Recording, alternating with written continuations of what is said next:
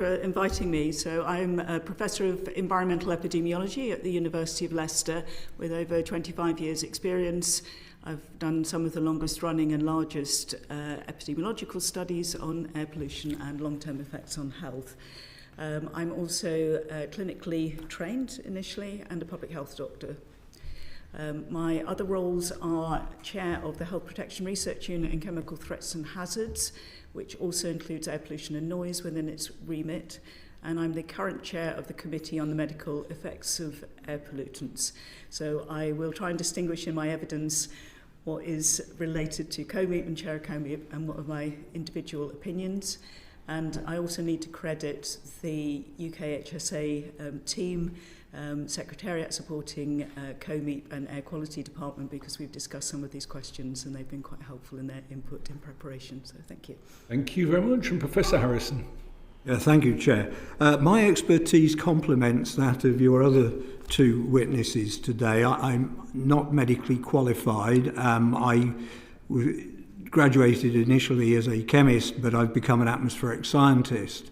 So my work spans right through emissions. I work with engineers in the engine laboratory, through atmospheric processes, chemical, physical, meteorological processes, to people's actual personal exposures, and then I work with people such as Stephen and Anna on health effects studies. And I've been an advisor to DEFRA and its predecessor departments and to DHSC for somewhere approaching 40 years.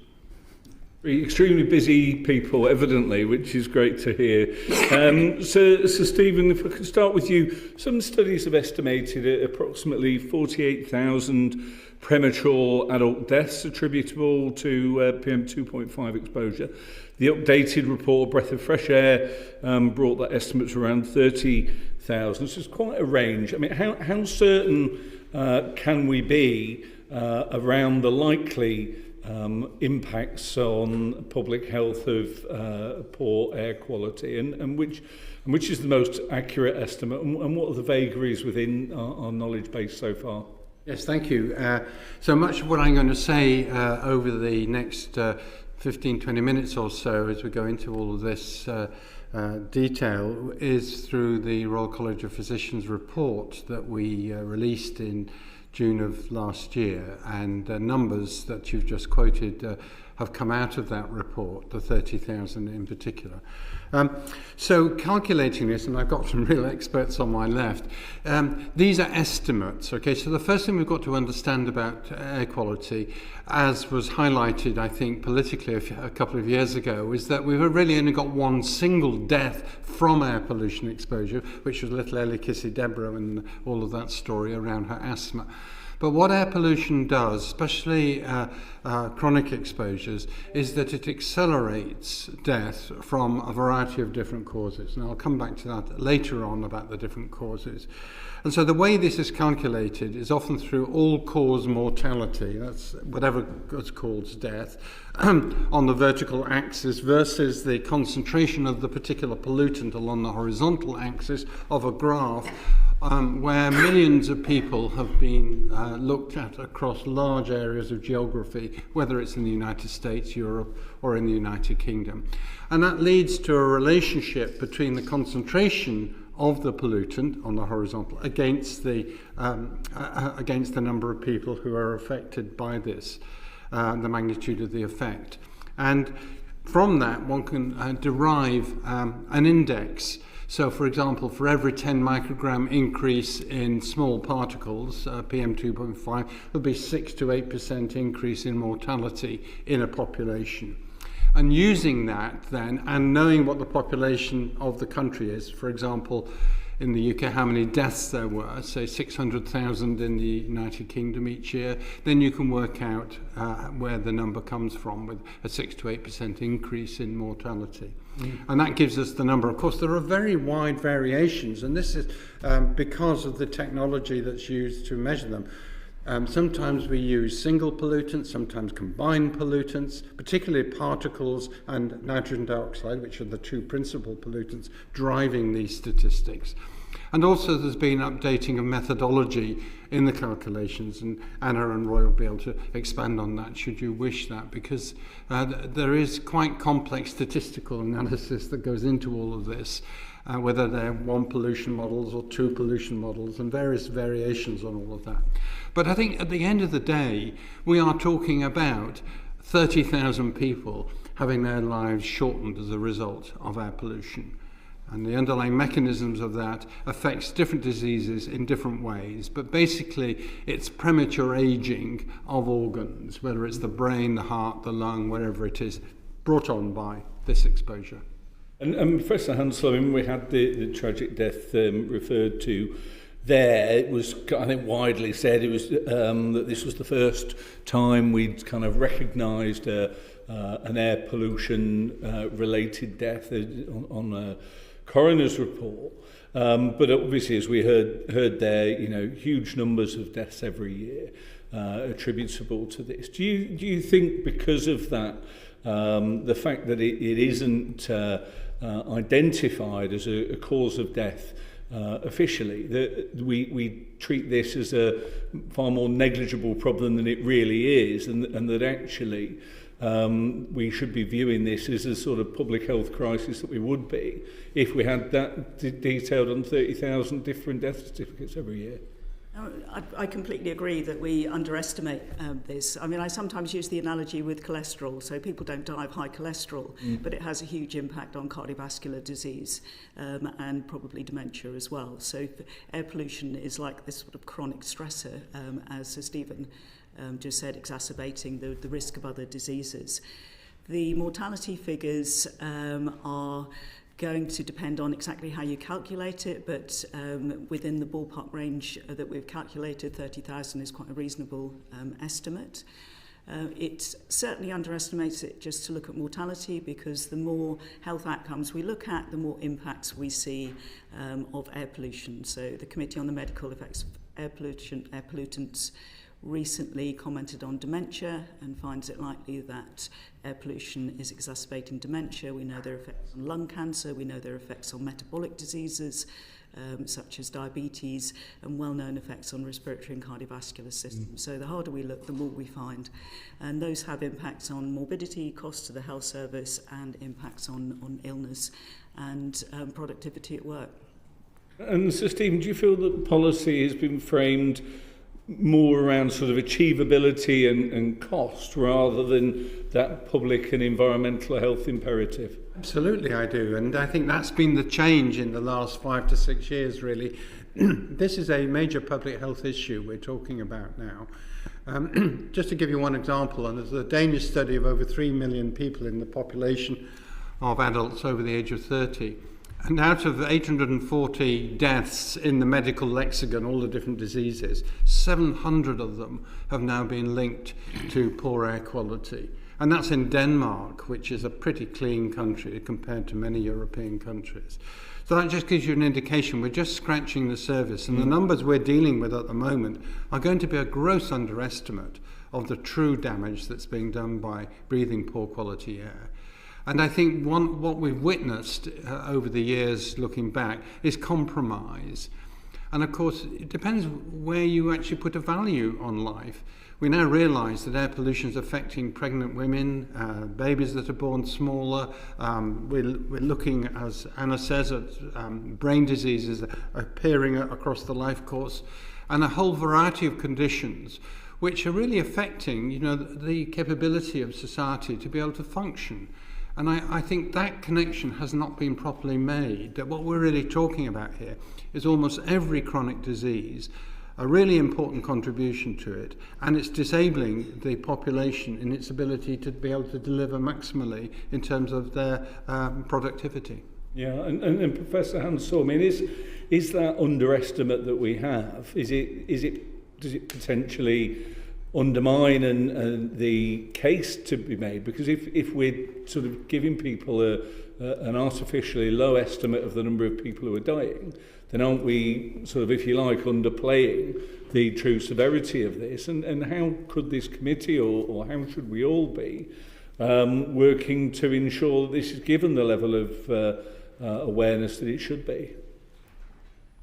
Two comments on this. The first is that COMIC is working to update our exposure response estimates based on new evidence, and we have a ad hoc group on economics that are looking at costing to make some updates on costing, because we think that the current ways in which this is costed probably underestimate the issue.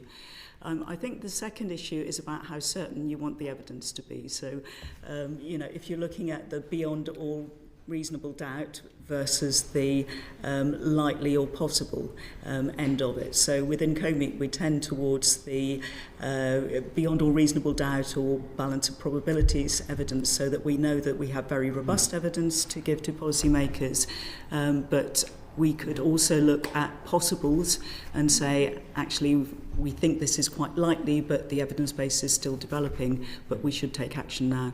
And I think if you spoke to the general public about the causes of premature deaths, and they might well identify smoking, they might identify drinking, they probably identify suicide and obesity.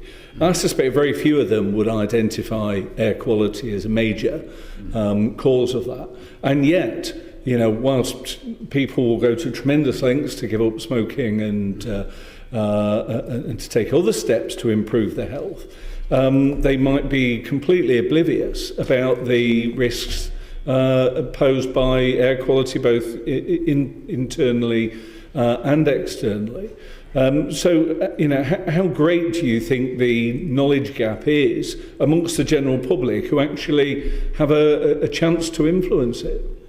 There is a big knowledge gap. It was looked at in the DEFRA Air Quality Information Systems review, and it was actually quite surprising that how little people knew about air pollution health risks, about their own contribution to air pollution and factors that might mitigate it. I think, Stephen, you've also looked the Royal College of Physicians did a survey last year looking at this and what the public, the Ipsos survey that they did.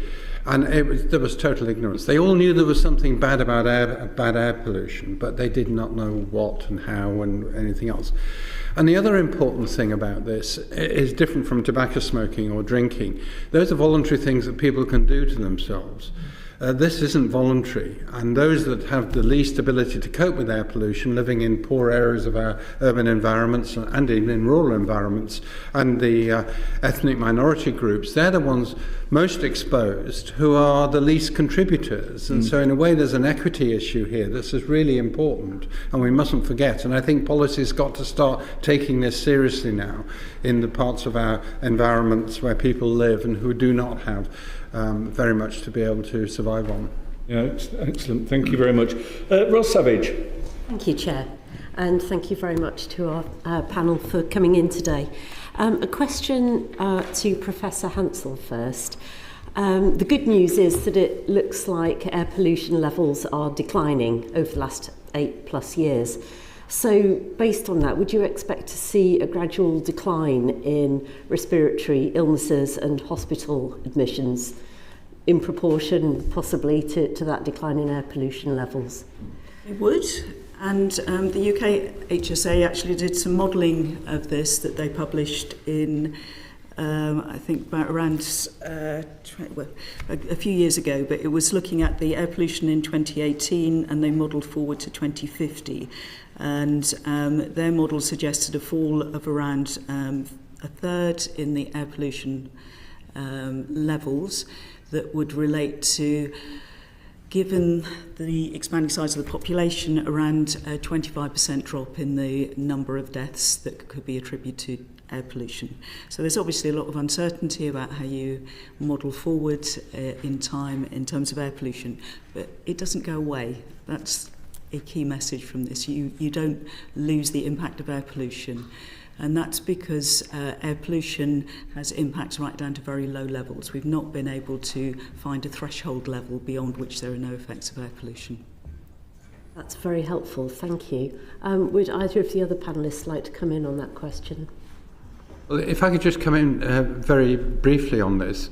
I mean, one of the things that the public don't understand is that out there we've got polluted air, and maybe in this building we have, but out of sight, out of mind. It's not like the 1950s when we had the smogs and all the rest of it, because people could recognise that. So this is the problem we often have with this. And it was the same, of course, when we had COVID-19, viruses. Couldn't see them, but people were falling ill, and it caused a big problem. So I think one of the major issues about this is the fact that we are underestimating the exposure. And the reason why this is important is not because air pollution necessarily is getting worse. As you correctly pointed out, overall it's improving, and that's great. But the fact that scientific knowledge about what diseases air pollution is influencing is increasing enormously. And now we know that dementia, I mean, it's really quite a major driver of dementia, both the acute, severe forms of dementia, the early life forms of dementia, and the more Alzheimer-type dementias. So this is terribly important, because changes when you're 85 are kind of too late. We've got to do it much earlier when these diseases start. And the Royal College of Physicians report emphasised that the life course, just as with tobacco smoking, is crucial. Things start in the uterus, and then all the way through to the end of life, we're getting the effects of this cumulative exposure. And that's why we have to take it so much more seriously. Thank you very much. And a connected question to follow up on that. So far in the UK, we've tended to look at one pollutant at a time. And of course, the real world doesn't work like that. There is a cumulative and possibly a compounding effect of multiple pollutants. So do you think that it would be time that the UK moved towards a more integrated strategy and looked at air pollution in a more holistic way? Well, I think, Roy, you would be very good to answer this on mixtures, since you've thought a lot about it. Indeed, yes. Thank you, Stephen. We have tended to focus on individual pollutants based on our knowledge of the effects of those individual pollutants. And so policy has been directed especially at fine particles, PM2.5, and nitrogen dioxide, because we have very strong evidence of the harms that result from exposure to those pollutants. I think that's understandable. I'm not entirely sure what you would imply by a more holistic approach. This involves tackling a whole wide range of sources, but one would not, for example, think it very beneficial to target carbon monoxide, whereas 50 years ago it was very important to target carbon monoxide. Now the levels are such that effects on health, as far as we know, are very small compared to the other pollutants. So I would not especially favour looking at other pollutants, but I think if we target those that we do know are creating harm, we will along the way probably also control those that we're less knowledgeable about. But we do have to watch out for unintended consequences. That can be important. And one of the concerns of mine has been with policies towards net zero, some of which will benefit local air quality, some of which may be deleterious to local air quality. So it's a complex situation, but I really don't see how we could usefully look at it more holistically, but perhaps you could elaborate on that. I'm curious, could you just briefly give an example of how the net zero policies could lead to unintended consequences on air pollution? Yes, I'll give you two examples. One is if natural gas were changed for hydrogen as a fuel for home heating, that the evidence is that we would increase the emissions of oxides of nitrogen compared to using gas as using natural gas, methane as a fuel. So that's one. Something I'm very concerned about at the moment is that carbon sequestration processes, so prior to carbon removal and storage, or it's actually the technique that's used for removing carbon dioxide from flue gases, uses compounds called amines, and these amines catalyse the formation of ultrafine particles in the air. So if they are released during these processes, they will actually lead to particle formation in the atmosphere, which would really be potentially quite deleterious. There's a lot of uncertainty around it at the moment, but it's an issue that we're intensely researching. That's very interesting. Thank you. Sarah, did you have a follow-up question? Very quickly, I have a specific issue with landfill sites where regular smells of sort of sulfites are not dangerous necessarily, but very prevalent. And of course, that often comes with methane, which is not a detectable, fits into your category of nobody knows it's happening. Is there an argument for localized pollution monitoring in areas that are susceptible to certain gases because works happen in the neighbourhood, such as landfill sites or military operations?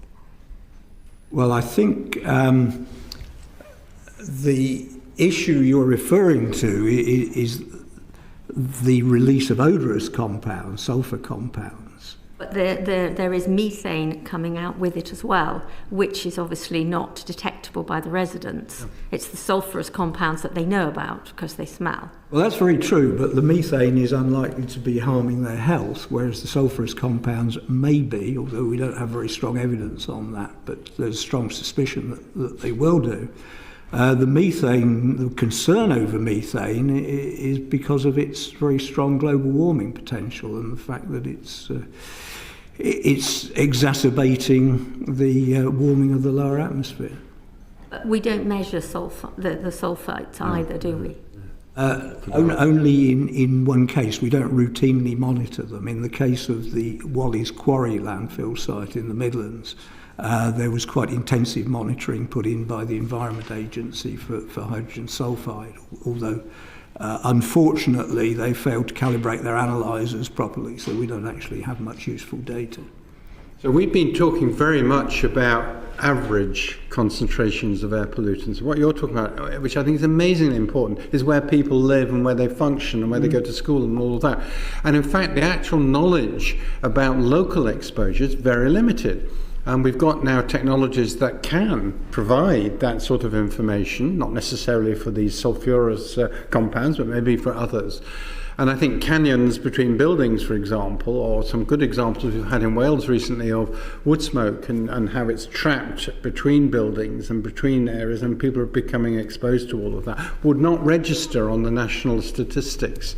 So I think local monitoring and the engagement of local communities and their own air quality monitoring is going to be something really quite important for the future. Yeah. Thank you. We are doing some work on that within the Health Protection Research Unit to try and improve hydrogen sulfide and compound detection from landfills. So happy to discuss that offline. Thank you. And just before we move on, I mean, we were talking there about the reduction in recent years of air pollution levels. What are the key reasons why levels might be falling? Yeah, and we're reducing emissions, which of course is why we should be focusing. What we haven't talked about at all at the present time is the sort of relative toxic effects of the different pollutants. And of course we talk about particles. Well, look, particles comes in all shapes, sizes and flavours. And I think it's the sort of burning particles, the particles that are generated through anthropocentric burning activities, which are probably the most toxic. And probably wood burning is one of the most toxic among the particles that are emitted into the atmosphere.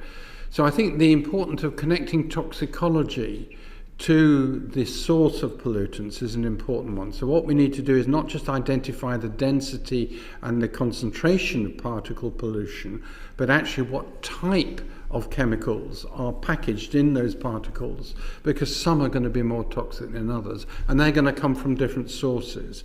And it's source control, which is really what we've got to drive further improvements along. If I could add to that, Chair, on the issue of why our concentration's falling, I think the primary reason is likely to be Dieselgate, because as a result of Dieselgate, the emissions regulations were hugely tightened to include what real-world driving testing, so that the manufacturers could no longer cheat. And so the emissions of NOx from road traffic have fallen hugely. And for many years, we were seeing virtually no change in nitrogen dioxide in the air. And it was a little bit of a mystery as to why, because the vehicle technology was improving. But it was because the manufacturers cheated, and it appeared that it was improving, but it wasn't really. And now that it has improved as a result of the tightened regulations, we're seeing considerably less oxides of nitrogen emissions, and that means less in the way of nitrate particles in the air, as well as less nitrogen dioxide.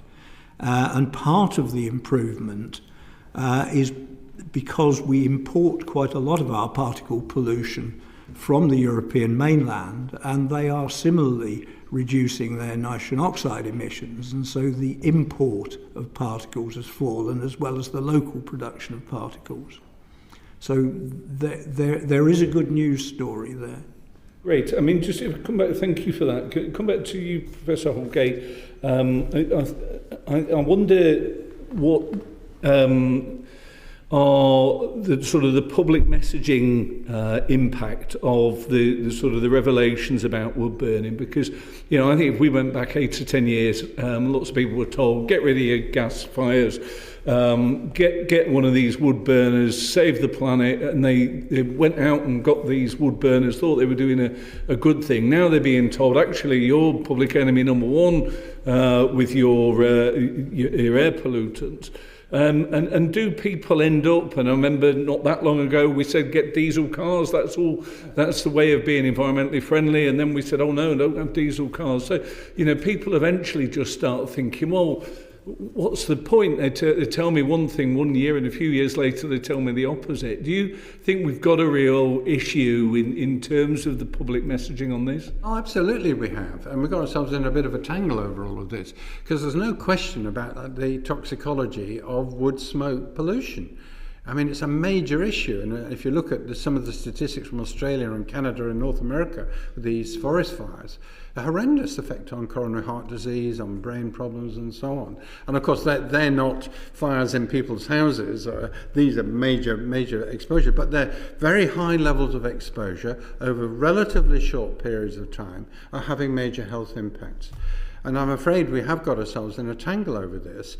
And I think the wood stove industry in particular have been a very powerful lobbying group in this whole area. And you can understand it from their point of view because it's their industry.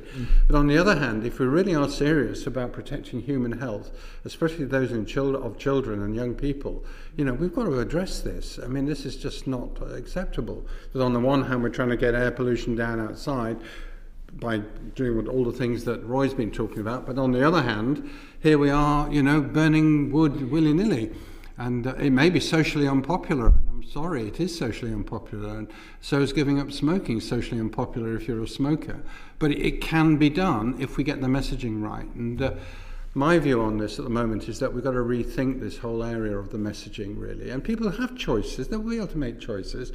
But I think this is a local authority issue because they have the legal framework already to be able to intervene should they wish to. But as you know, they haven't because it is socially quite a difficult area for them to go into. And you can understand it. But I do think we have work to do here. I mean, in terms of that, are you advocating that we ban new wood burners, that we go into people's houses and tear them out? Let's start by not putting new wood burners in houses to begin with. Yeah. That would be a pretty good start. We've got this huge building programme which is apparently taking place across the United Kingdom, and we welcome that. But we don't want every house to have a wood-burning stove in there. That would be an absolute disaster. So we do need to do that, but to strip them out would be a whole second level of You want to come in on that, Samuel? I noted the answer you gave, that the wood-burning industry was very effective, etc. But all of these messages started off with expert advice to government ministers who encourage people, for example, move away from petrol cars to diesel cars, move towards burning wood because it's renewable. You cut a tree down, you pull another tree will grow and it'll absorb carbon and everything else. So, is the danger not that none of these messages are taken seriously and won't be taken serious because different experts at different times will give different advice, totally contradictory? May I come in on this explicit point, please, Chairman? The problem is that there is a confusion in the public between globally acting air pollutants, which are those like carbon dioxide and methane that are linked to climate change, and locally acting pollutants, which are those like fine particles and nitrogen dioxide, which affect the health of the public. And there is a tension between, or there has in the past been a tension between policies which have been designed to alleviate climate change, to mitigation policies, and those that are designed to improve local air quality. And in recognition of that, I chaired an advisory group for what was then the Department of Environment that reported in 1993 that said don't allow the expansion of diesel cars because they will kill people through the air pollution emissions. But the Treasury incentivised diesels through the determination of vehicle tax on CO2 emissions. So the advice has been there, but there is advice from two sides, clearly. And the same applies to wood burning in the sense that in some circumstances, wood burning may mitigate CO2 emissions. I think it's questionable, but there are circumstances where it may. And that has overridden in the past the recognition that the emissions are highly toxic, as Stephen has pointed out. Thank you. And I'm actually disappointed that the current consultation that's going on with DEFRA is not looking at action on older wood burners, because those are much, much worse than the new ones. Okay, thank you very much. Manuela Pertegala. Thank you, Chair. And my question is to Professor Roy Harrison first, but please the panel can also contribute.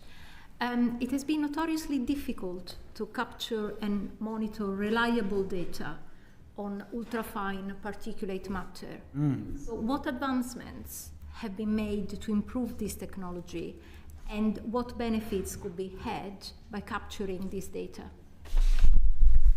Yes, the monitoring of ultrafine particles is very sparse indeed, essentially limited until recently to 5 sites. There's a 6th one opened up recently, but I don't know how long it's going to run for. And that's not sufficient to understand the distribution of these particles in the atmosphere. And ideally, we need to measure not only the number of the particles, but also the size distribution of them if we're to understand their effects properly.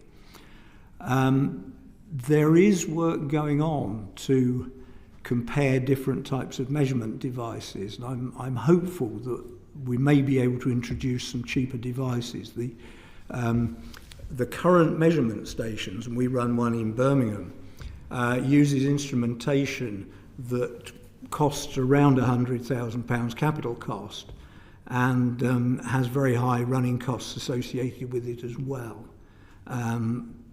There is less expensive instrumentation. It's not as reliable, and it doesn't give as much information, and it's not as clearly harmonised with what's measured in some other countries. But it would be a way of greatly improving the geographic coverage of measurements. Thank you. Anyone else from the panel to add? Do you want comments on the health effects evidence? Please. Fine. I'm sure you're aware the World Health Organization air quality guidelines said this was a pollutant to watch. There are concerns about it. There is evidence that there are short-term effects on physiology, for example, heart rate variability, blood pressure, some more mixed evidence on respiratory hospital admissions. But the long-term evidence, long-term studies are not showing as clear an impact, which we don't fully understand why. It may be that there are limited numbers of studies because we haven't got the data to be able to do the epidemiological studies, so that is one potential factor. But it's not clear enough for us to consider in COMEEP at the moment and give you an exposure response function for those long-term health effects on mortality and other outcomes. But it's certainly one that we're quite concerned about, particularly because we know from the toxicology that these particles enter very deep into the bloodstream and can be carried all the way around the body. So from a health study point of view, you don't need that data? Yes, we need that, yes. If you give us the data, we can do the studies. And is enhanced UFP monitoring something that the UK could integrate into its existing monitoring network? And if so, what would be required to do so? I think if we use some of the monitoring devices that have come onto the market relatively recently, they could be integrated very easily into stations and could be operated by local government officers in the way that most local stations are currently operated. Thank you. Anyone else want to watch? No. Okay, thank you, Chair. Very much, Martin Rhodes. Thank you, Chair. Professor Harrison, in terms of, want to ask around the underground, the tube, the London Underground, in terms of, and trying to understand a bit more about the issues around air pollution within the tube system. Could you say something, first of all, just in terms of what types of pollution are we seeing in that system? Yes, I'm happy to answer your question, but COMEEP has written a report on this, so Anna may want to come in later. The pollutant which is a problem in the London Underground is fine particulate matter. So there are huge concentrations of particles, both fine ones and larger ones referred to as coarse particles. But it's the fine particles for which we have far the best evidence on health impacts, although there have been no suitable studies in the London Underground or indeed in other metro systems that allow us to know the effects of relatively short exposures for most people travelling on the Underground. But the concentrations averaged across a journey can be typically several hundred micrograms per cubic metre, which compares with concentrations in London typically of less than 10 now, and of a WHO guideline of 5 micrograms per cubic metre. So the concentrations are huge, but we really don't have very much health evidence as to what effect they're having. Let's use Professor Hansell. Yep. So COMEEP produced a report in 2018 on this and made some recommendations for greater monitoring. One of the concerns is that particulates have quite high levels of metals, particularly iron. And we need some more evidence to fully understand the toxicity of those. There has been a study commissioned by Transport for London looking at occupational exposure. It certainly found that exposure differed between staff in different environments, so drivers do have highest exposures, but they didn't find an exposure-response relationship with sickness absence, which obviously is quite a blunt instrument to look at health effects. So it is something that needs some more study. I'd just point out that people's time spent on the Underground is relatively short, so we have short periods with high concentrations. So the effects of that, as compared with long-term lower levels of exposure, are less clear as to their equivalences. So just in terms of who then, in terms of health risks, who we're saying that in terms of those people who work on the system, because they're in it for longer, depending on their role, are more at risk than passengers using the system. We would expect that. It's not showing up in the health data as measured by sickness absences, right, but that's a blunt instrument because obviously if your health is affected, then you might change your job. But I think we have to be aware of the demographic, though, that the drivers of the trains are adults within a limited age range, and the passengers on the Underground include the elderly, the sick, the young, and the more vulnerable people in society. So I don't think we can read an awful lot into the occupational data. And in terms of you mentioned the sort of the type of pollutants that are there, what sort of particular health risks would those types of pollutants that you see there compared to what's out in the general, comparison of the types and the levels in the general air in London, what type of health risks would they be presenting potentially?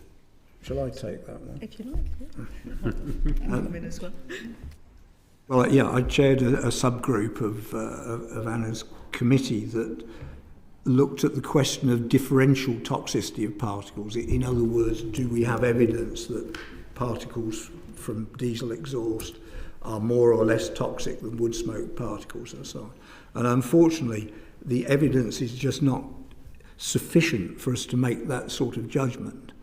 And the recommendation from the committee ultimately was that we should still depend upon PM2.5 mass, so the mass of fine particles in the air, as the best policy relevant metric. And if we evaluate the concentrations in the London Underground on that basis, the mass of fine particles, then as I referred to earlier, they are huge compared to the ambient air outside. And there's good evidence that the metal components that are being referred to, which don't only include iron, they include cobalt and vanadium and other elements, have been detected in human brains. And there is a relationship between those magnetite particles and a decline in ability and cognition linked to dementia. And these are studies that obviously are metal particles, not necessarily in the underground, but coming off roads as well, where engines where these metal particles make their entrance. So there may be some really special characteristics about these metals that, as Roy says, that really do deserve in-depth looking at now. It is important, I think. And the other concerns I would have would be around respiratory infections, looking at welders' exposures, occupational exposures, and translating from there. We're also doing some work at Leicester looking at the impact on the microbiome, on the microbes that line the respiratory tract, and we find that they react differently in the presence of air pollution. In a way that might make them more virulent and make them more likely to pick up antimicrobial resistance. So that's really quite novel findings that it's not just affecting us, it's affecting the organisms which live on our surfaces.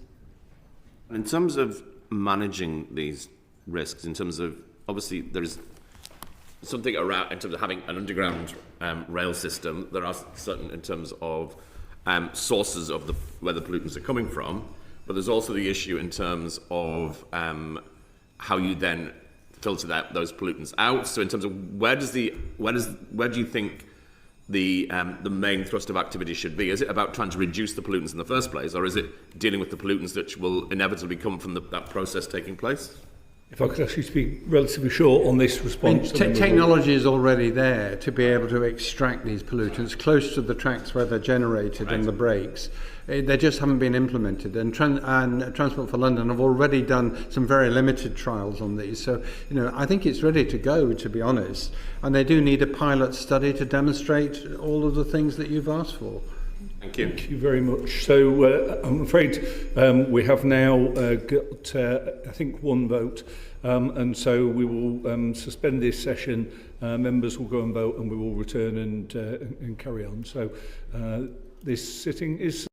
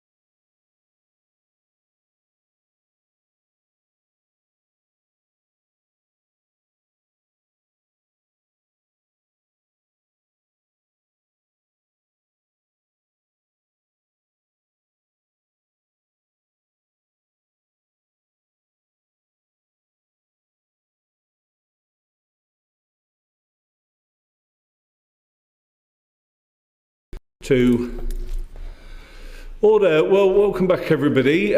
We have finished, I think, now with the questions from Martin Rhodes, and over to Sarah Gibson. Thank you, Chair, and thank you all for your answers so far. Thinking again about something that was mentioned by Professor Holgate, which was to do with the elderly and children, but particularly given that we look at people from underprivileged areas that tend to live in areas with higher levels of pollution. What steps could the government take to reduce the many risks that air pollution poses specifically for, say, children and pregnant women? Well, first of all, we need to inform the public. So we need a public health campaign in this area. I mean, you ask Mr. and Mrs. Smith, and they haven't got a clue what all this is about. And especially if you go into a maternity clinic, they won't have any mention of it at all.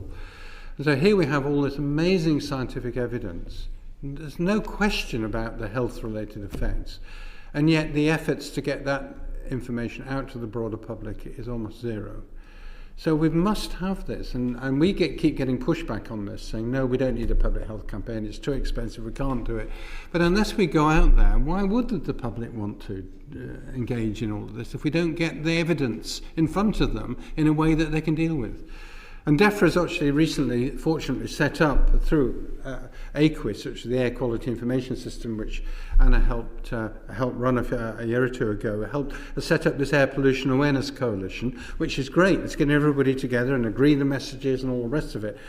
But then we need to get out there to deliver it to the public. So I would implore that we can't just pretend this isn't any longer a health-related issue. And you know, it's extraordinary that it's still regarded as an environment issue. Of course, it's important on the environment. We all understand, but this is the health that we're trying to argue, and yet health is not dealing with this. It's being dealt with through DEFRA and through environment. And of course, Chris Whitty and others within health are helping enormously, but we need more on that. And as for focusing on inequalities, what we're talking about really here are the social determinants of health, aren't they really? And this incredible widening gap between those that have and those that don't have. And air pollution just feeding into that. You know, whether it's smoking, poor diet, you know, lousy housing, whatever it is, it's just feeding into that. But it's a very significant contributor to that.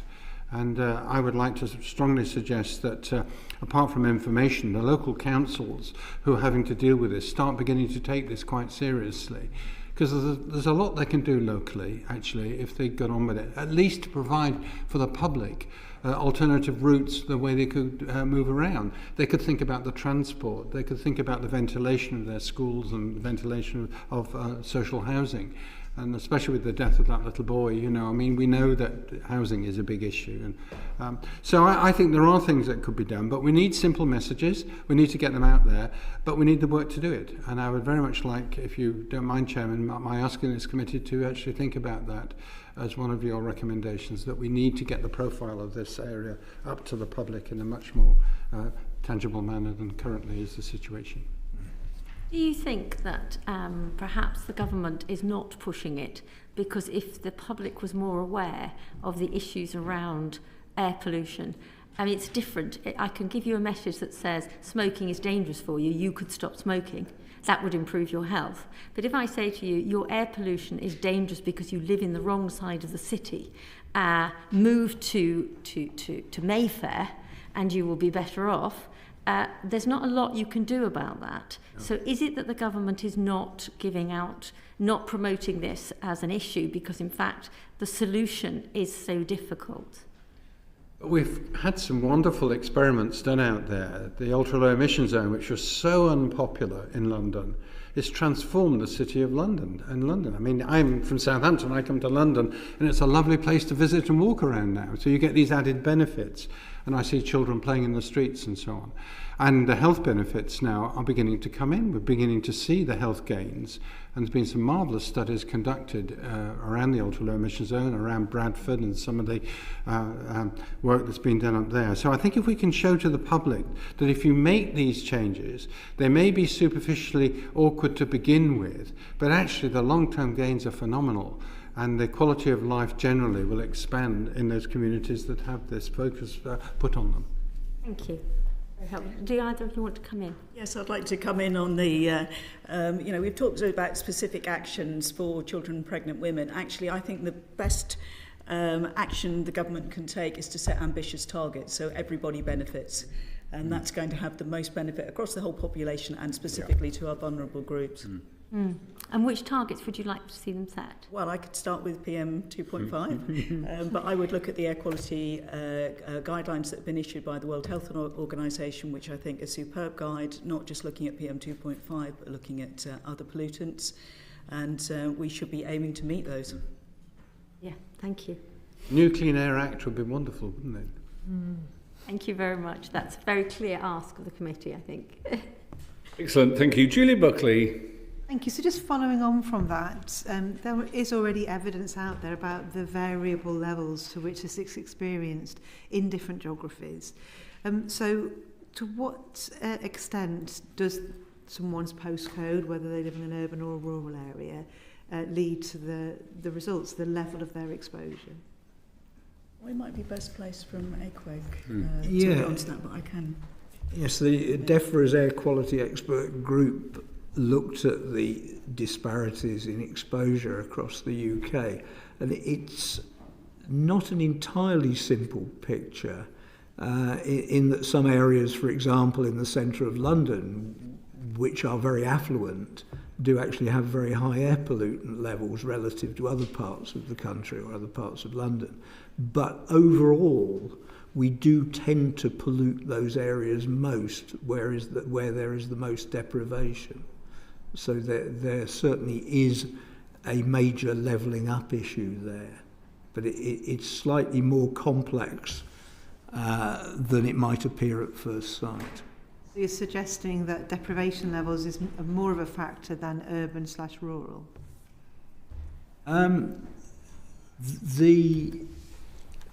The urban, that's a difficult one because I don't know much about deprivation in rural areas. Living in a rural area myself, actually, I think there's quite a lot of deprivation in rural areas. And the differentials in concentrations of particles between urban and rural areas are now very, very small for really rather complex reasons that I won't take up the time of the committee with. So the exposure differentials for particles are not that large between rural dwellers and urban dwellers now. And again, for really quite complex atmospheric chemistry reasons, the rural dwellers are exposed to more ozone than the urban dwellers, less nitrogen dioxide, but more ozone. And ozone is also harmful to health. Ground level ozone is harmful to health. So it's a really quite complex picture.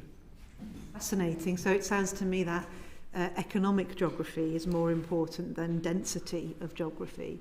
But that still leads to the same dilemma for policymakers. How do we make policy across devolved nations and countries where we do have this different experience for different populations? Professor Holgate. Well, thank you. And this is getting to the core of the issue, really, because, here we are about to design a whole load of new towns all over the country. And if we don't build health into the planning of all of these, and air quality is a major one, not the only one, but a major one, then we're going to miss an opportunity. And likewise, in our current cities, there's been major changes to traffic handling in some of our towns and cities, like Bath and Bradford on Avon, in those sort of areas, and it's made a huge difference. And of course, one of the things that's difficult for local councils is to go against the sort of grain of convenience. Well, of course, convenience can be improved if we got public transport and advocated personal transport, in a much more positive way than we currently do. And we're only a small island, we don't need to be driving vehicles all over the place. It really doesn't make a lot of sense, to be frank with you. And we do have an infrastructure that's proven that, public transport is very effective when it works well. And you talked about the underground a few minutes ago. It is a good example of a public transport. So, but I think the main issue really here, it's a bit like COVID-19 really, is getting the information to those communities in a way that they have a voice to be able to express themselves. And we're talking about the silent part of our communities as well as the inequality side of it. And we need to do more to bring out this, and we need to be culturally aware as well as being aware of the sort of big age differences that you've talked about. And my own personal view on all of this, as I start to grow a bit older now, is that we should be targeting a lot of what we're doing now for the next generation. It's got to be the children and the pregnancy and the sort of early life and what happens to this next generation, which really is what we're now thinking about in terms of air quality. I could just ask you a couple more questions about that, Professor Holgate. So it sounded like if we were in the business of encouraging you to bring forward recommendations for ministers, it sounded as though you were talking about two different mechanisms. One around looking at existing populations and what could be done around transport policy, and separately looking to the future around planning, about how we could design in different... would that be a... Yeah, it's a great way. I mean, the health in all attitude, I think, is wonderful. And of course, we do have health impact assessments on very big projects like airports and all the rest of it. But local housing, you know, this doesn't become part of the equation at all. And we need to get health professionals on the planning committees, and local authorities need to connect much better with their public health organisations to enable this health in all attitude to promulgate and to spread so that it actually has an impact. And what are you suggesting as a statutory consultee, or that they could feed into proposals for new developments, or that they could be consulted on new towns? Give us some suggestions. Well, these are wonderful suggestions. Thank you. It sounds as if you've... because these are exactly the things that should be done. So planning committees, I mean, you know, when we've got planning committees, we have all sorts of representations on them, but we do not have strong public health recommendations, you know. And if we're talking about air pollution, you know, we've got to have the public health people making the case. So this is about getting the information out, the public health campaign I've been talking about, why we need it, why we need to get the information out. And I think when people really do realise the magnitude of the things we're talking about here, and let's just give one example. In Bradford, for example, you know, 30% of the hospital admissions in the winter pressures were attributed to poor air quality over this last winter, or no, sorry, the winter before. You know, these aren't small numbers. We're talking about large impacts on a complex system. So I do genuinely think that we need to actually get local authorities much more involved in this and to empower them to do this. And at the moment, they're just sort of, oh, you know, we've got other things on our plate. We don't want to be bothered with this. But they've got to be bothered with it because it is the future. It's like a strong message through to MHCLG as a role that they could take in leading local authorities. Absolutely, and you did touch upon the new towns. Do you see an opportunity there for doing something at scale? What an opportunity. So we see what they've been doing in Spain, for example, when they design cities, you know, around not only air quality, but the quality of life, so the green spaces and the climate change agenda, and getting those two things to come together, the air quality and the climate change, not fighting against each other, which was what we were talking about earlier on, but actually coming together and designing our towns and new developments such that it really augments all of that. And I see there's a great opportunity here for growth because this is a new way of doing things to make our green places more attractive as we start to get the new housing and new industries coming forward. Yeah. So we could propose you as an advisor into MHCLG on that topic. Oh, I'd love to. Thank you. Hansell, did you want to come in on that? Yeah, I did a couple of things, and then Roy. Just to say there are some efforts to try and make this information more available to local authorities. There's the UK HSA have recently launched an air quality and health dashboard for England for local authorities to use.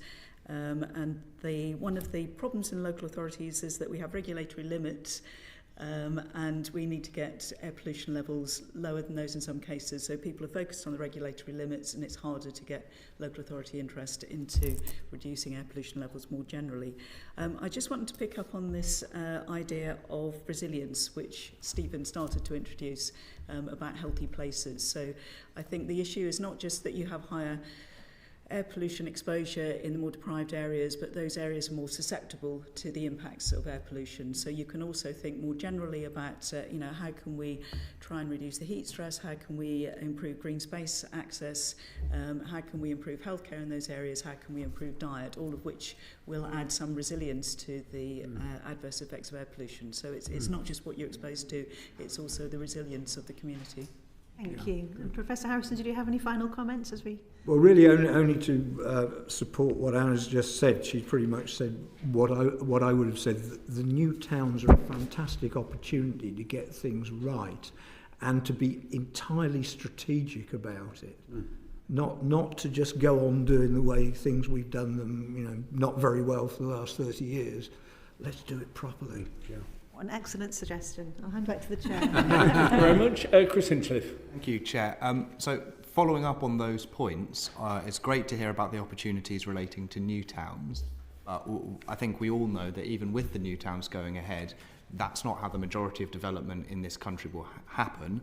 We had a really important inquiry with this committee on housing development and environmental sustainability, where we talked about the presumption in favour of sustainable development, which is how a lot of housing in this country gets approved.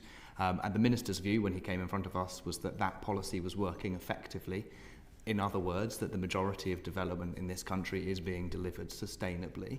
And I wanted to know from the panel's perspective, given everything you've just said about the importance of thinking about development in terms of health and air quality in particular, whether you feel from your perspective, not necessarily from a planning policy expertise, but looking anecdotally at what you see, do you think the majority of development in our country is being planned in a sustainable way from the perspective of health and air quality? Professor? If you're asking me, the simple answer is no. And I can be quite, I'm just looking at my own community where I live in Romsey and the housing developments there. What tends to happen is the houses go up first, then they think secondarily about the infrastructure and the design. And each of the organisations have these separate companies all competing to have their housing put in these different places. And it's a roadmap and it's a mess. And there is no strategic thinking, and it's absolutely shameful. And the public in the community get very upset by it for obvious reasons. So I don't know who's actually enabling this so-called competitive marketplace to enable this, but it's a shambles, and it isn't working, and I think it needs to be addressed with health in all being actually at the centre of this, so that we have a healthy environment, we have healthy children, we have healthy older people, and we have a nice place to live. And that tends not to be the focus of the attention, the way our current housing is going up. Thank you, Professor Holgate. Any others on the panel, would you say that the housing development that you see, we're effectively planning it in a way to minimise risks to air quality? Well, in my locality, absolutely not. We're seeing major developments going up in places where they're going to exacerbate traffic problems massively. They're not building in adequate green space into the development. I would say very clearly not, in my view, sustainable, no. Thank you, Professor Harrison. Professor Hansell? It's not something I have direct experience of, but we have been discussing impacts of new development and also retrofitting on indoor air quality, and have some concerns about, you try and fix one problem, but you haven't thought that it causes problems. You try and fix the climate change issue, resilience, and then you end up with worse air quality indoors. So those things need to be considered together. Brilliant. Thank you very much, Chair. Yeah. Thank you very much. So Stephen Holgate, Professor Harrison and Professor Hansell, thank you very much indeed for the evidence you've provided. Been an excellent start to this new inquiry and an excellent scene setter. And with that, I'll bring this first panel to a close. This sitting is suspended. Order.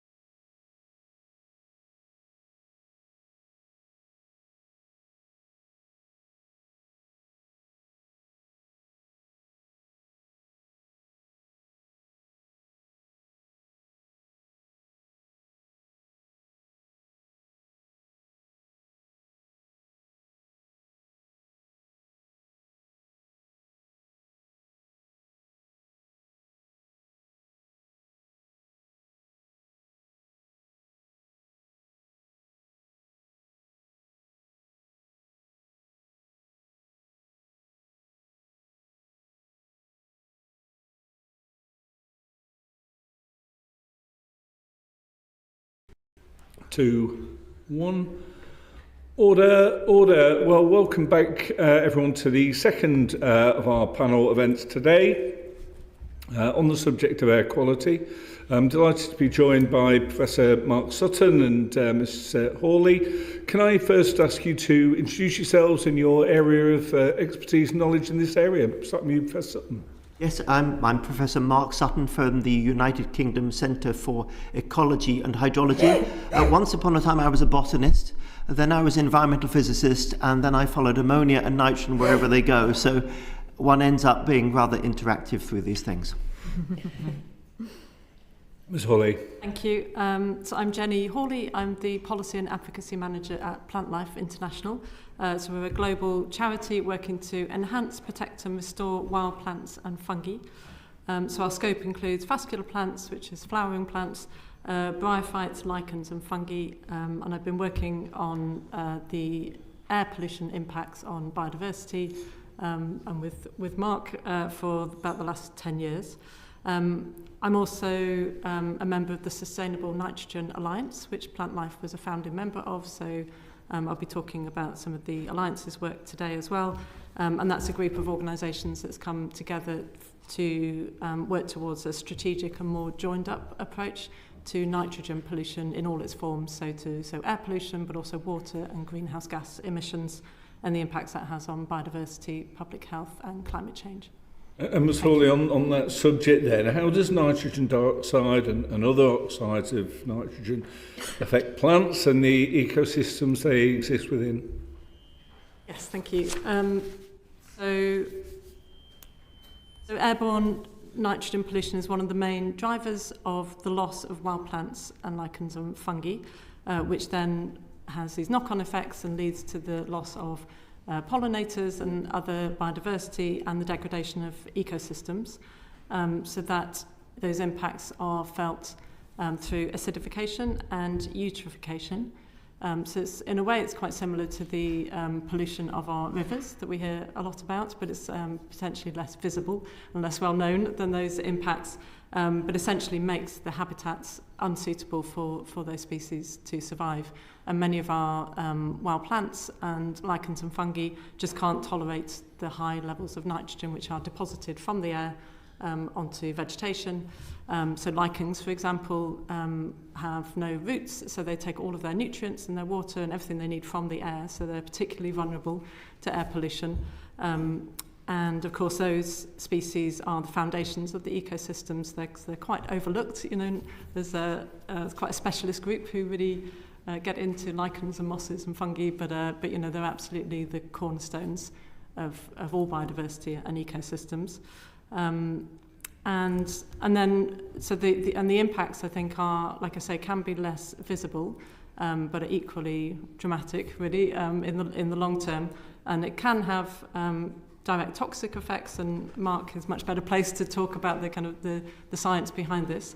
But also we see, I was talking to colleagues recently who work out in the field, and they see the change in species composition. So in, for example, our temperate rainforests, or in our grasslands or peatlands and moorlands, the plants that make up those habitats are changing from the species which are which should be there in a healthy habitat and a healthy ecosystem.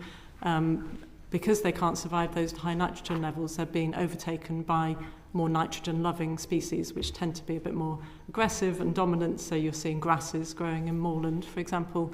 So it's changing the kind of nature of that habitat, and you're losing the habitat. But it can be quite a gradual process of decline and change to something different, which is less obvious to the untrained eye. But is having quite a dramatic effect. Then, you know, if we lose all of those plants and lichen and fungi species, then we potentially lose the pollinators and the other invertebrates and the other biodiversity that depend on them. Well, I mean, I just want to expand on that because, just talk us through what the sort of real-world impacts of these species loss would be, and you touched upon it there at the end in terms of pollinators and others. I mean, to what extent is this just an agricultural problem? And, you know, what are the other sort of real-world impacts of the species loss that you've just described there? So it's certainly not just an agricultural problem. I mean, it's part of the agricultural problem is that the pollution, a lot of the pollution that we're concerned about is coming from agriculture. So we can maybe come on to that in terms of the sources and what can be done about this. But the impacts, so there's quite stark figures really published on behalf of the government. So of all the nitrogen sensitive habitat area across England, which is most of what you think of as natural areas, so our woodlands, our kind of meadows, moorlands and so on, 99% of all those habitats have exceeded the critical loads for nutrient nitrogen, which means essentially they have more nitrogen than the species can tolerate. So it's basically all of those habitat areas, and over 97% of our most important wildlife sites, the sites of special scientific interest, have also exceeded those critical loads. So it's a very pervasive problem, and like I say, much less visible potentially, and that, as I was thinking, listening to the previous witnesses, our public health and our environmental health are so closely interlinked and interconnected, and we lose this biodiversity and the ecosystems that we all depend on for clean air, clean water, a livable climate, and so on, and our food, as you say, then that has a huge impact on us all. And you were referring there to the sort of the agricultural cause of some of these issues, and so is it the case that it effectively the fertilisers that are being used within agriculture with a view to protecting and enhancing our food security are actually undermining that food security because of their impacts on species? Just give us a sense as to the kind of complexity of nitrogen within the agricultural sector and the impacts that it ends up having. Yes, thank you. So, so nitrogen is a basic fertiliser that all farmers will be looking for, and that can come from different sources, whether it's synthetic fertilisers which are bought in, or organic manures from livestock, or nitrogen-fixing plants such as legumes. So all farmers need nitrogen on their farm, and it's obviously naturally occurring. But the problem is that we've got this excess nitrogen. So ammonia is a particular issue of concern from agriculture. So 84% of England's ammonia emissions come from agriculture.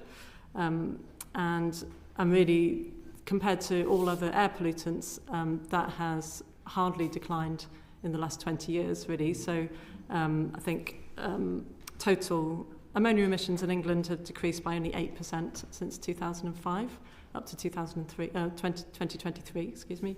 But if you look at the agricultural component of those ammonia emissions, then the agricultural ammonia emissions have only declined by less than 5%. So if you compare that to all other major pollutants, which have declined between 39% and 88% in that same period, it's quite stark, really. And what's the reason why it's been so far behind?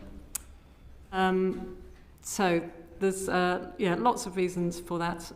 It's obviously it's the way that ammonia is emitted from farming is embedded in the kind of practices that farmers use. So we need to shift farmers onto different practices, different ways of storing and managing and applying fertilisers and manures to the farms. We've also seen an increase in intensive livestock units, some more concentration of farm animals, which again, creates more manure than the land can hold. So we're going beyond that kind of carrying capacity of the land, if you like, and that is an issue not just for air pollution but for water pollution and greenhouse gases, like I say. So we've got ammonia from, in terms of the air pollution, the nitrogen, the nitrate pollution, which goes into our rivers, which is well known. Also nitrous oxide, which is a very potent greenhouse gas, very long-lived greenhouse gas, which is also mainly from agricultural sources. And these all have impacts on public health as well as on biodiversity and on our climate. So there's this kind of total a perfect storm of different forms of nitrogen, which are constantly kind of fluxing between different chemical forms, and Mark is the expert on those. So we're really advocating a much more integrated approach to tackling those emissions, particularly from agriculture. So, for example, you have farming rules for water, which farmers have to, legally required to comply with. And then there's almost no regulation of ammonia emissions, whereas if you had farming rules which were for nutrient management and nitrogen as a whole, you could achieve many different benefits from that for, like I say, for public health, biodiversity and the climate, just with kind of small adjustments of taking a more joined up approach to farm regulation so that it cut across these different impacts and not just focused on the water pollution. And Professor Sutton, how can a balance be struck between enriching soils for crop production and protecting the environment? I think it's really about getting the nutrients, the nitrogen in particular, in the right place.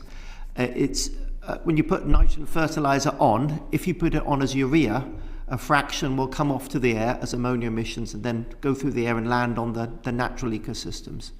And the same with manures. Manures are very volatile, so getting ammonia up into the air means it's going where we don't want it. So, of course, proteins are carbohydrates with nitrogen. We need nitrogen compounds in our food. It contributes to our food security. We're not going to be living without it. So whether we supply our crops through fertilizers or through biological nitrogen fixation, which means using, for example, legumes, peas and things to provide the nitrogen we need, or whether it's through recovery of existing nitrogen sources like in manures or sewage, we want to look towards a more circular system with less losses to the air. The joined-up approach that Jenny is mentioning is we'd like less losses to air, less losses to water, and less losses back to what I call dinitrogen. So if you think about 78% of the air we breathe is N2. It's unreactive, does nothing. But in making fertilizers, we convert some of that N2 into ammonia, NH3, or nitrates, nitrogen with oxygen. So the process called denitrification is the converting it back from useful nitrogen forms back to atmospheric nitrogen. That's happening all the time. Microbes are doing it. If you go into a wastewater system, that's often deliberately done in order to remove pollution. Now, I would say, hang on, let's think differently. Let's think about it as a resource in the right place. A wastewater treatment system that doesn't aim to destroy the nitrogen resource, but to recover it in a circular system. And the same with the manures in the field. So whether it is losses to air or losses to water, a joined up system says, try to get the win-wins with all of them, having it in the right place. I would just like to add a bit of a supplementary answer into Jenny's earlier answers about the different nitrogen forms. And we should think first it's emitted primarily as gases. Once it's in the air, it may get formed into particulate matter. So one of the points that Roy Harrison alluded to was that the particle levels are often very high in rural areas as well as urban areas. And one of the reasons for that is it's coming from ammonia emissions from farming, as well as nitrogen oxide emissions from long transported pollution to produce the PM in the rural environment, even before it gets to the urban area. Once it comes out of the atmosphere, it may fall out through rain, or it may fall out as the gas is depositing. And that's why we make this distinction between so-called critical loads, which are the thresholds of deposition with effects on ecosystems, and the critical levels, which are the so-called thresholds for air pollution direct toxic effects. When it comes to both ammonia and NOx, they both play a key role in both sides. In terms of the air quality changing, of course, the big success story has been the reduction of sulfur dioxide emissions, particularly from coal burning. It was amazing for me to listen to the first half and not hear coal mentioned every 3 seconds. It was rather absent. Well, of course, that's something to celebrate. There's a lot less of that. But with less sulfur dioxide and indeed less nitrogen oxides, that means that the ammonia in the air is staying up there for longer. Now, while there have been some actions, for example, in reducing ammonia emissions, for example, from pig farming and some from poultry farming, We see that in the long-term monitoring network that's supported by DEFRA. But we do see an increase in ammonia air concentrations in the remote areas. And essentially what is happening there is that with less of those acids in the atmosphere, the ammonia is lasting longer in the atmosphere, increasing the concentrations. So then that's just one last point on this, which is the impacts. You can think of nitrogen as a nutrient. Of course, that's why we use it as a fertilizer. But if you fertilize a forest, of course, ecosystem balance changes, species change. But you can also see them as toxic pollutants. So these critical level exceedances. Ammonia is an alkali. And one of the things we think is happening with the ammonia is it's not just a nitrogen effect, but an alkali effect. And as we have reduced the NOx emissions and the sulfur emissions, the air in Britain has overall become less acidic, more alkaline. And if you are, for example, a peat bog system, which is naturally acidic, that means you're particularly vulnerable to the ammonia. So in terms of impacts on ecosystems, I would say ammonia first, NOx second. And lastly, when we come back to the food security, we might discuss a bit more later, the ozone. This is tropospheric ozone, the ozone in the air we breathe. In a sense, it's an honorary nitrogen compound because the ozone is formed by the mixture of nitrogen oxides and volatile organic compounds. That ozone, of course, most of the NOx is coming from transport. Some also does come from fertilized agricultural soils, but the ozone leading to a reduction of crop growth of our agricultural systems. So a depression of yield, making that a threat to food security. Thank you very much. Colin Denyer. Thank you, Chair. My questions are for either or both of you, whoever wants to come in. I was actually going to start by asking you whether you think that the current national measures and regulation are enough to tackle nitrogen pollution, or if more targeted or localised approaches are needed. Jenny, you've already told us that you think we need more specific measures in terms of practices on farms, but are there any other changes that you want to make to the approach the government takes to bring about the reduction of nitrogen air pollution? Yeah, thank you. Like I said, I think this does need a much more joined up approach and kind of systems thinking, really. So the nitrogen cycle is a whole system, as Mark's been talking about. And it does cut across then to public health issues as well. So it's as Mark was saying, the ammonia contributes to particulate matter formation with those impacts on public health.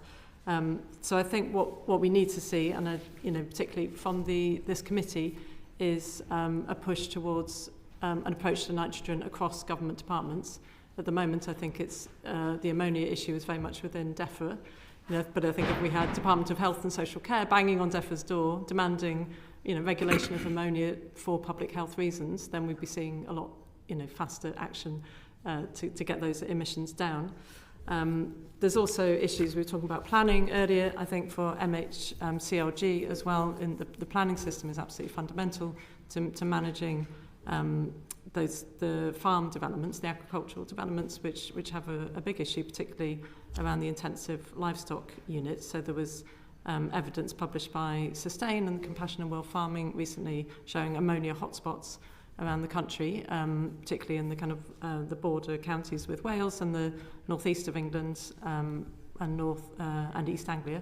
And we need to see kind of cumulative impact assessments, I think, from local authorities. So when they get a planning application, they're not just looking at that one in isolation, but look, for an intensive chicken shed, for example, but looking at, what are the other units that already exist in that area. And if you add another one, what's the cumulative effect of that kind of cluster of units together? More broadly, I think nitrogen dioxide is also a contributor to the loss of biodiversity. So it's not just about ammonia, but those, the NOx emissions as well. So it needs to be a much more, like I say, a much more holistic approach, looking at air pollution across the board. There's also an issue around ozone. So we've got the ground ozone, which I think was mentioned earlier, but also the stratospheric ozone, which and nitrous oxide is now globally the main contributor to that stratospheric ozone. And the way, as I understand it, when we talked about saving the ozone layer years ago, that was that was concentrated in the north and south poles. But the way that nitrous oxide depletes the ozone layer occurs at across latitudes. So it means that the ozone is thinning. The ozone layer is thinning where people live, which increases the risk of UV radiation and skin cancer. So again, these things are all deeply interconnected in this nitrogen cycle and the action that's needed across government and across different sectors. Thank you. Do you have anything to add, Professor Sutton? And specifically, we're on this committee always keen for specific recommendations, if you have them. Yes. Well, let's just start with some of the numbers, because I want to put England in the context of UK. Mm-hmm. So some numbers I've pulled out of critical load exceedance at a UK level of 59% from 2017, going down with the actions up to 2030 to 50%. That's a 9% improvement. It's not much. But that's UK, and as Jenny has said, England is up at 97% with an improvement down to 90% exceeded. Scotland is, of course, much better. The Highlands are rather big and rather clean, so that's 34% down to 24%. I think that the two things to see there is, firstly, that England, because it's so agricultural and because there's so much transport sources, compared to other parts of the UK, we really are particularly bad. Yep. And those percentage improvements are rather modest. Those are percentage improvements in the level of exceedance of the thresholds. Now, when it comes to the emission reductions, the NOx reductions, with its 60 or 70% reduction over the last 20 years, the ammonia reductions have been extremely modest and remain modest up to 2030. So let's say if we've talked 15 or 20% ammonia emission reduction, that is tiny compared to what other countries have achieved. So the leader of this is the Netherlands, who between 1997 and let's say 2015 achieved a halving of ammonia emissions. Since then, given their nitrogen crisis, as they call it, we can come back to that in a bit more, what's driven the nitrogen crisis, they're looking to halve it again up to 2030. So, serious action. And then this then finally comes to your point about which measures to make the difference. So, first off, the biggest source is manure, liquid and solid, and it comes out of the back of the animals with animal houses, and then manure storage and manure spreading. In terms of the measures, I would work in reverse order. Start with measures in the field with low emission manure spreading techniques, whether that's a trailing hose or a trailing shoe or injection or acidification, whole menu of options. Those have been required for 20, 30 years in the Netherlands, and we haven't required them yet in the UK. We're really behind the case. Why start with the field? Because that is where the farmer can immediately see the benefit. Because if he's losing less to the air, more is staying in his crop, doesn't need so much fertilizer, and do it right, it's a profit opportunity for the farmer. The second would be then go back to the manure store it well, means good manure, just means put a lid on it. Yeah. This is not rocket science. Store it well, put it on the field well, get the most out of it for the farmer, and of course reduce emissions to air. When it comes to the animal houses, there are some low-hanging fruit, but this is where some measures can get more expensive. And that's where you might be doing it because you really are doing it because of the environmental imperative, but the farmer might not make money out of it. It might cost him. So that's the juggle of environment versus productivity. But I think my key message is with the manure spreading, with the manure storage, and also with low-emission fertilizers, there's an opportunity there that's simultaneous for the farmer and for the environment at the same time. Okay, thank you. That's very helpful. Jenny, you wanted to come back? Yes, please. On some of the specific measures. So I think, as I said before, the regulation is really key here, particularly in terms of agriculture. So we've seen a whole raft of kind of voluntary measures and advice and capital grants and so on for farmers, which which are all well and good and necessary, but have not been sufficient to reduce the ammonia emissions. So I did a little comparison between the Clean Air Strategy from 2019, which is now 7 years since that was published. And there were some really strong commitments in there to regulating the kinds of things that Mark was talking about, so covering slurry stores, requiring this low emissions spreading, extending the environmental permitting system for intensive livestock units. So some really key measures. And very few of those were actually delivered by the previous government. And then we've got the Environmental Improvement Plan just published by this current government in December. And again, it goes back to a much more voluntary approach, unfortunately, and talks about some kind of streamlined regulation or new regulation if necessary. So I think, in terms of specific recommendations from this committee, I think pushing forward on regulatory measures to really tackle this problem. We need to be taking nitrogen pollution as seriously as we take carbon emissions. We need to be taking this air pollution as seriously as we take the river pollution. It needs to be much higher up the agenda, much more visible, and much more kind of concerted action.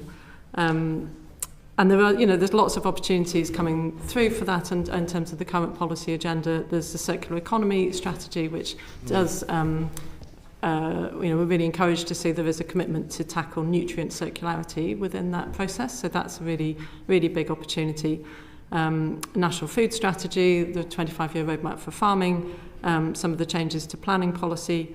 Somebody mentioned potentially a new Clean Air Act, or at least a new Clean Air strategy. There's lots of opportunities there. And I think that's the key thing, really, is for the government to see this as an opportunity.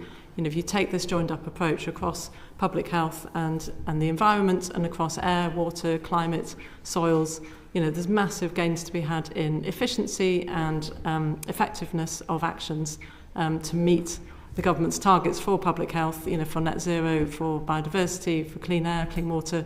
It's an opportunity. It just makes sense, to do it this way rather than keeping all these different policy issues in silos.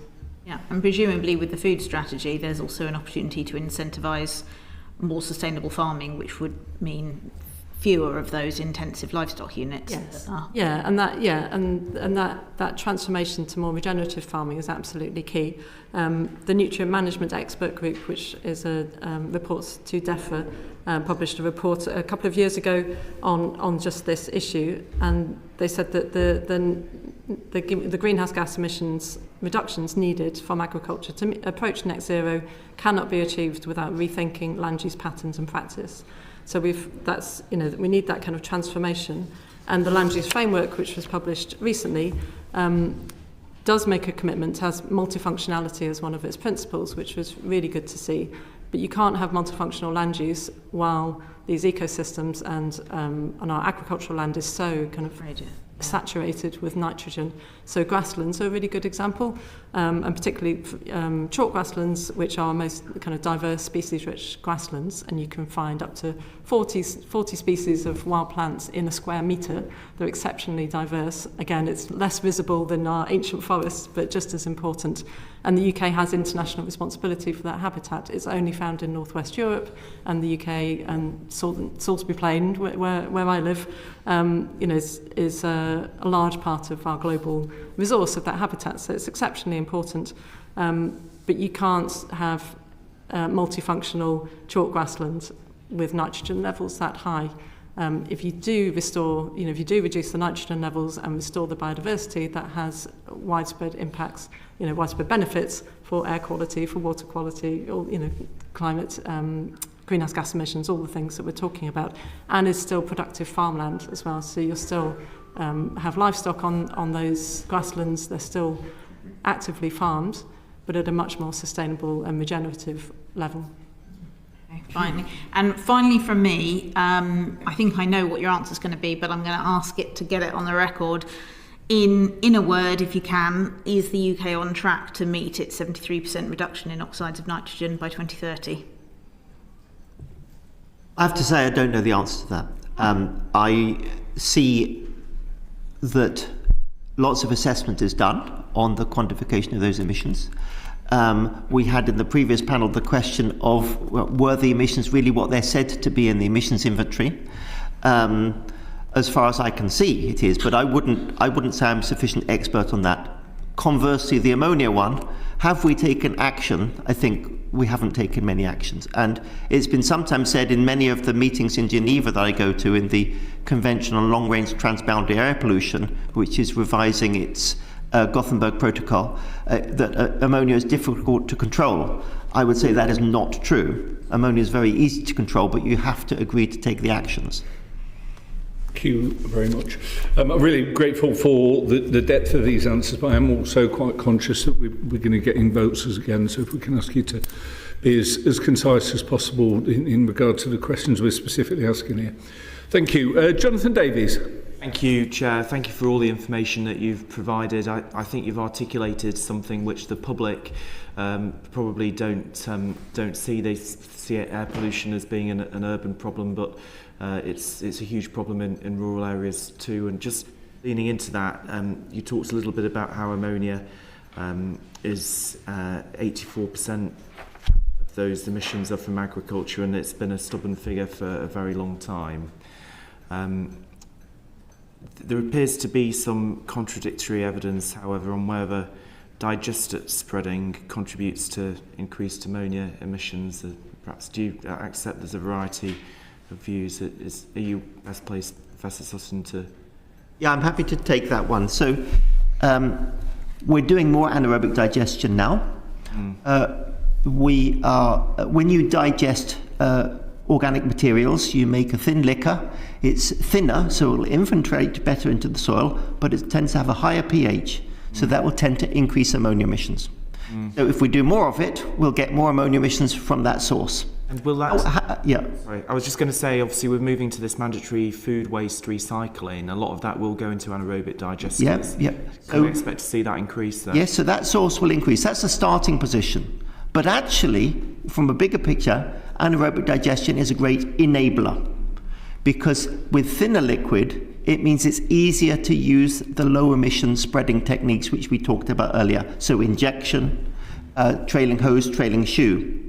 So the way to look at anaerobic digestion is if you just do more of it but do nothing, emissions will go up. But if you do more of it and manage it well, your emissions can go down. So a combined package of anaerobic digestion with low emission spreading techniques is actually an opportunity to reuse, recycle your nitrogen better. And do you think farmers and the agricultural community, they would welcome the opportunity to do more of that? Did you say it's thinner? Yeah, thinner. So if you're spreading manure and you just stick it out through one of those old muck spreaders, you don't need a narrow nozzle. But if you want to spread it out in nice, neat rows, it's precision spreading, and it's thick, gloopy slurry, it may block your system, which is very frustrating for farmers. So if you're actually spreading a thin liquid out of an anaerobic digester, it's much easier to use those low emission spreading equipment. That's also why some of our colleagues are also talking about active separating of solids and liquids of manure on farms. This is being discussed in Northern Ireland, where a contractor will come in and separate the solids and liquids from a cattle farmer's manure store and give the farmer back thin slurry, actually, and take away the solid material and use it in anaerobic digestion.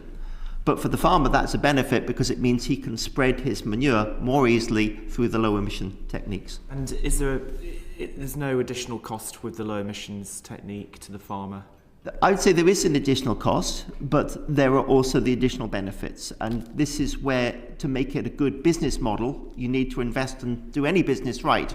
So you've got the cost of the low emission spreading equipment, which would be more. You've got a bolt-on bit of kit to go on the back of your back of your spreader.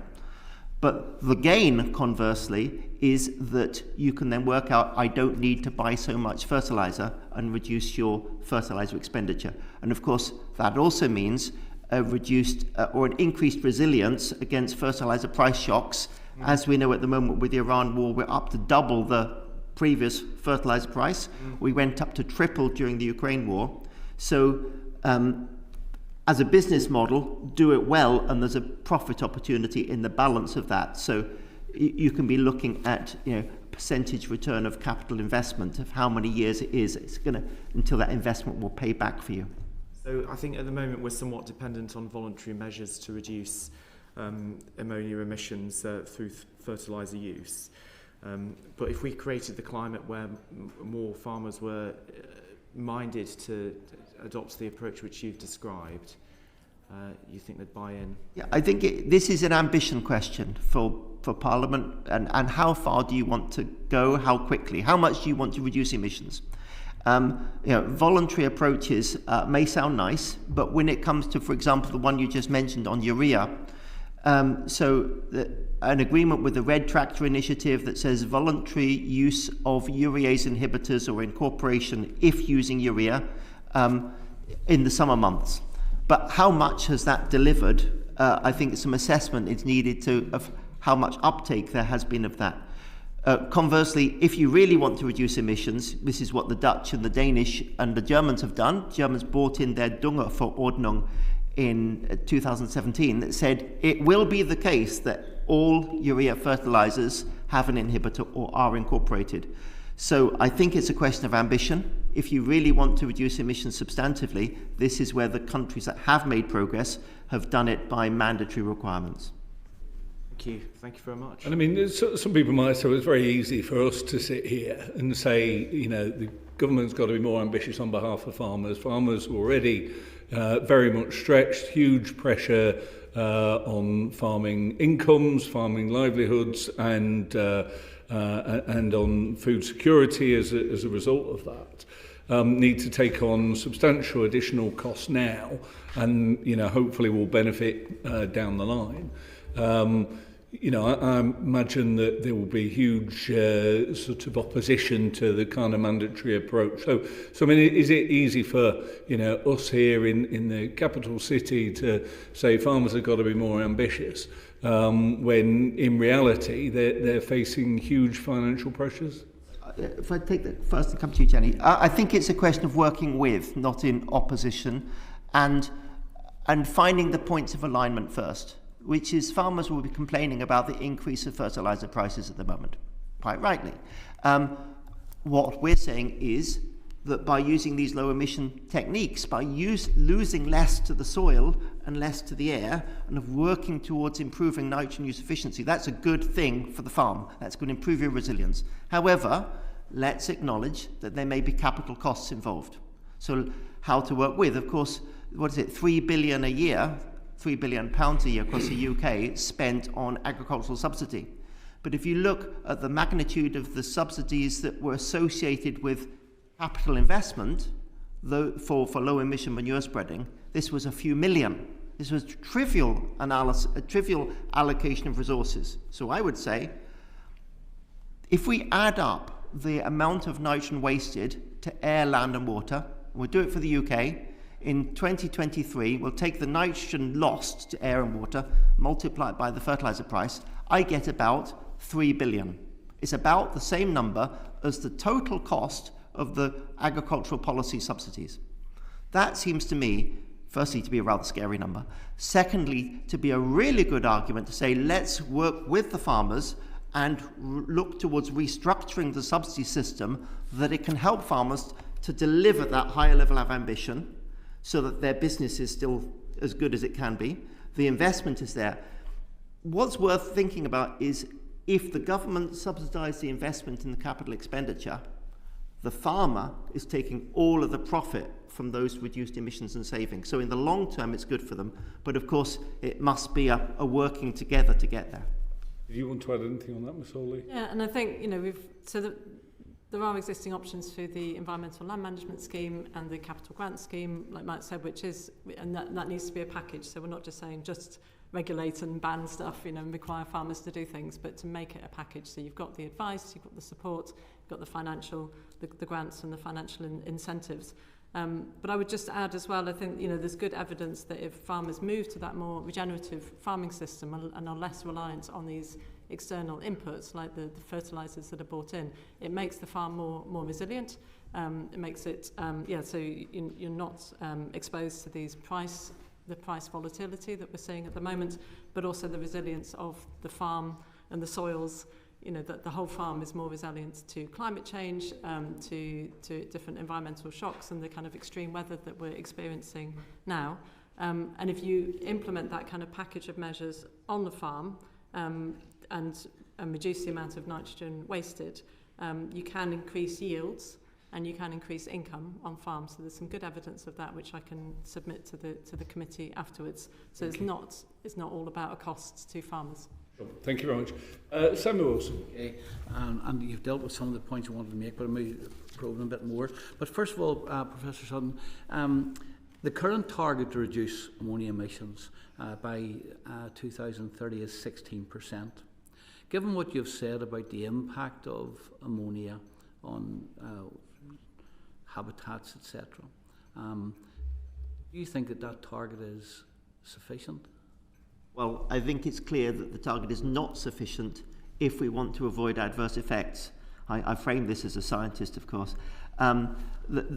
Those numbers I just gave you, I think Northern Ireland I had as well, is even worse than the UK. Really high level of exceedance. We're making a dent. It's good. It's going in the right direction. But much more would need to be done if we're going to avoid those adverse effects. And then again, following up the last point, I would argue that this is actually, in the long term, good for farming, to go for a more precision system where we're managing nitrogen better. And we don't just see the ammonia on its own, but we see it as one of those nitrogen losses. So I'd like to see systems with improved efficiency, where we're wasting less to nitrous oxide and climate, wasting less to dinitrogen, which is just a waste of the nitrogen resource, wasting less as ammonia and best to nitrate, so that ultimately that can reduce the impacts on ecosystems, on air quality and water quality and climate at the same time. You say that you think it's not adequate, but do you think we're even going to meet the target which has been set? I have to say, I find it hard to answer the questions that Carla Denyer raised earlier, the question of the NOx, and the same applies with the ammonia. I'm sure with some modelling one can say that one might be on track, but that would need to have some assumptions in it. And one of the assumptions will be with the low emission, the use of urea with the voluntary scheme, how much can one assume that voluntary scheme was actually implemented? And I can't answer that question. Yeah, just to add to that. So ammonia emissions in England actually increased by 1% between 2022 and 23. That's the latest figures that we have. But I find it very hard to see how we're going to meet that 2030 target. I would just add as well that the UK government has signed up to a much more ambitious target at a global level through the Global Biodiversity Framework. Target 7 is to halve nutrient losses to the environment by 2030. So that's an ambitious target. We're not going to meet that either, but that's a target that we've signed up to. One issue for ammonia is that it's not covered within the World Health Organization guidelines. So the committee is looking at that as a standard for targets. It doesn't cover ammonia, so I would urge you to make sure that ammonia is covered separately beyond those WHO guidelines. And also to think about what comes after 2030. It's only less than 4 years now till 2030. Those targets are coming up on us quite rapidly, and it looks like we're not going to meet them. So we need to think about that longer term as well. What comes after that? What's the target for 2040 and beyond? Because that will come upon us quite quickly. And again, this holistic approach that if we can take more concerted action towards that 16% target, it will also help to meet the government's other targets on biodiversity from the Environment Act, water quality, PM 2.5, net zero. There's a raft of benefits to the government to really going all out to meet these targets, because if you do it in a joined up way, you're not just going to meet the ammonia target, but you will meet all these other targets as well.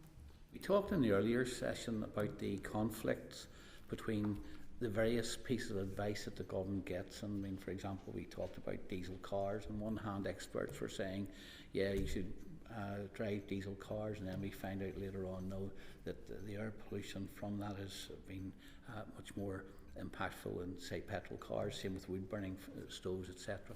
Are we not in the same situation here, where we, as the chairman has said, we only produce about 60% of our own food. Food security is becoming increasingly important. And one of the sources is to produce our own food. And yet we're putting all these pressures on the land with wind farms, solar, having wildlife areas, more forestation, etc. So we're more likely to have intensive agriculture. And is the impact not likely to be then that we will have increases in ammonia despite all of the things? I mean, in Northern Ireland, we have gone for the lesser emissions, we have gone for better housing, better manure storage, better scraping systems, etc. And yet, we still find that ammonia emissions have not been greatly impacted by that. And furthermore, the transition is not as easy as you've described, Professor, because farmers have reasons now. Thank you. If I can ask you to hold your answer there, and you've got a few minutes to prepare it, because I'm afraid we need to go and vote again. So I'm going to bring this session temporarily to a halt, and I'm really looking forward to the quality of your answer with 15 minutes to think about it.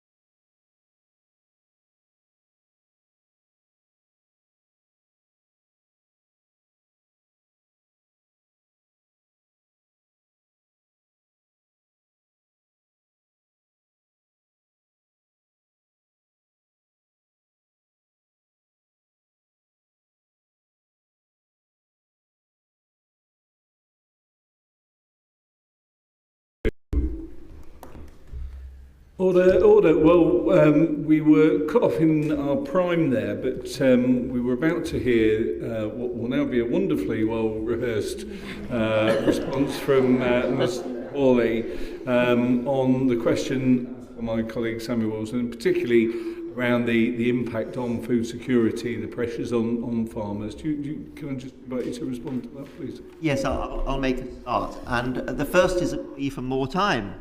You gave us 10 minutes. No, actually the more time I think is for farmers, because let's look at it on two timescales. One is we've got a doubling of fertilizer prices this spring.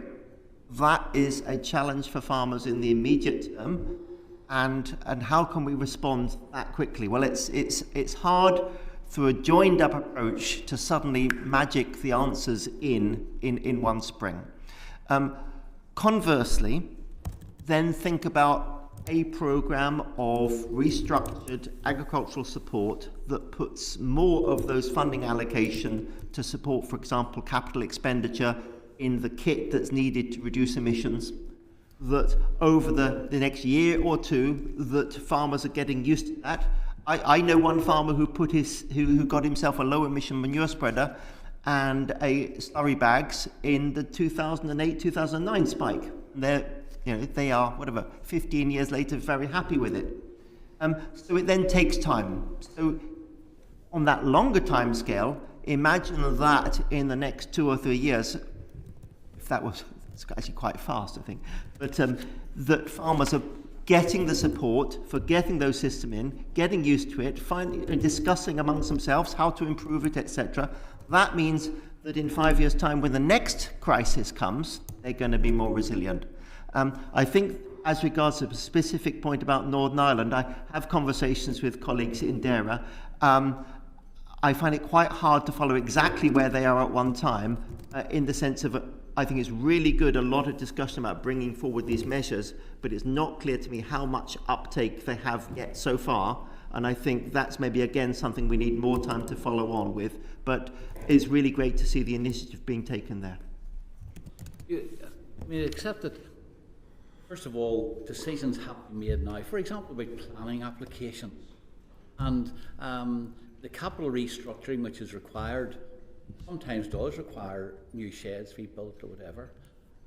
But the transition is not, if you're saying that we have to reduce the ammonia emissions and the targets we've set are not high enough, they're not even going to be met, then of course the pressure is on, well, don't give any more permissions for, and I'm sure this will be the same in England, yes. Not just Northern Ireland, where every planning application, even if it improves the animal welfare and improves health and safety and improves efficiency, will not be granted because of we set kind of targets now and we expect them to be met now, even though there's a long transition period. And what's your view then on what you said about ammonia emissions and the need to reduce, and I don't think anybody's debating that, but at the same time, the immediate actions which have to be taken in light of an industry which has got to continue and got to continue to produce food. Yeah. So fast actions. I think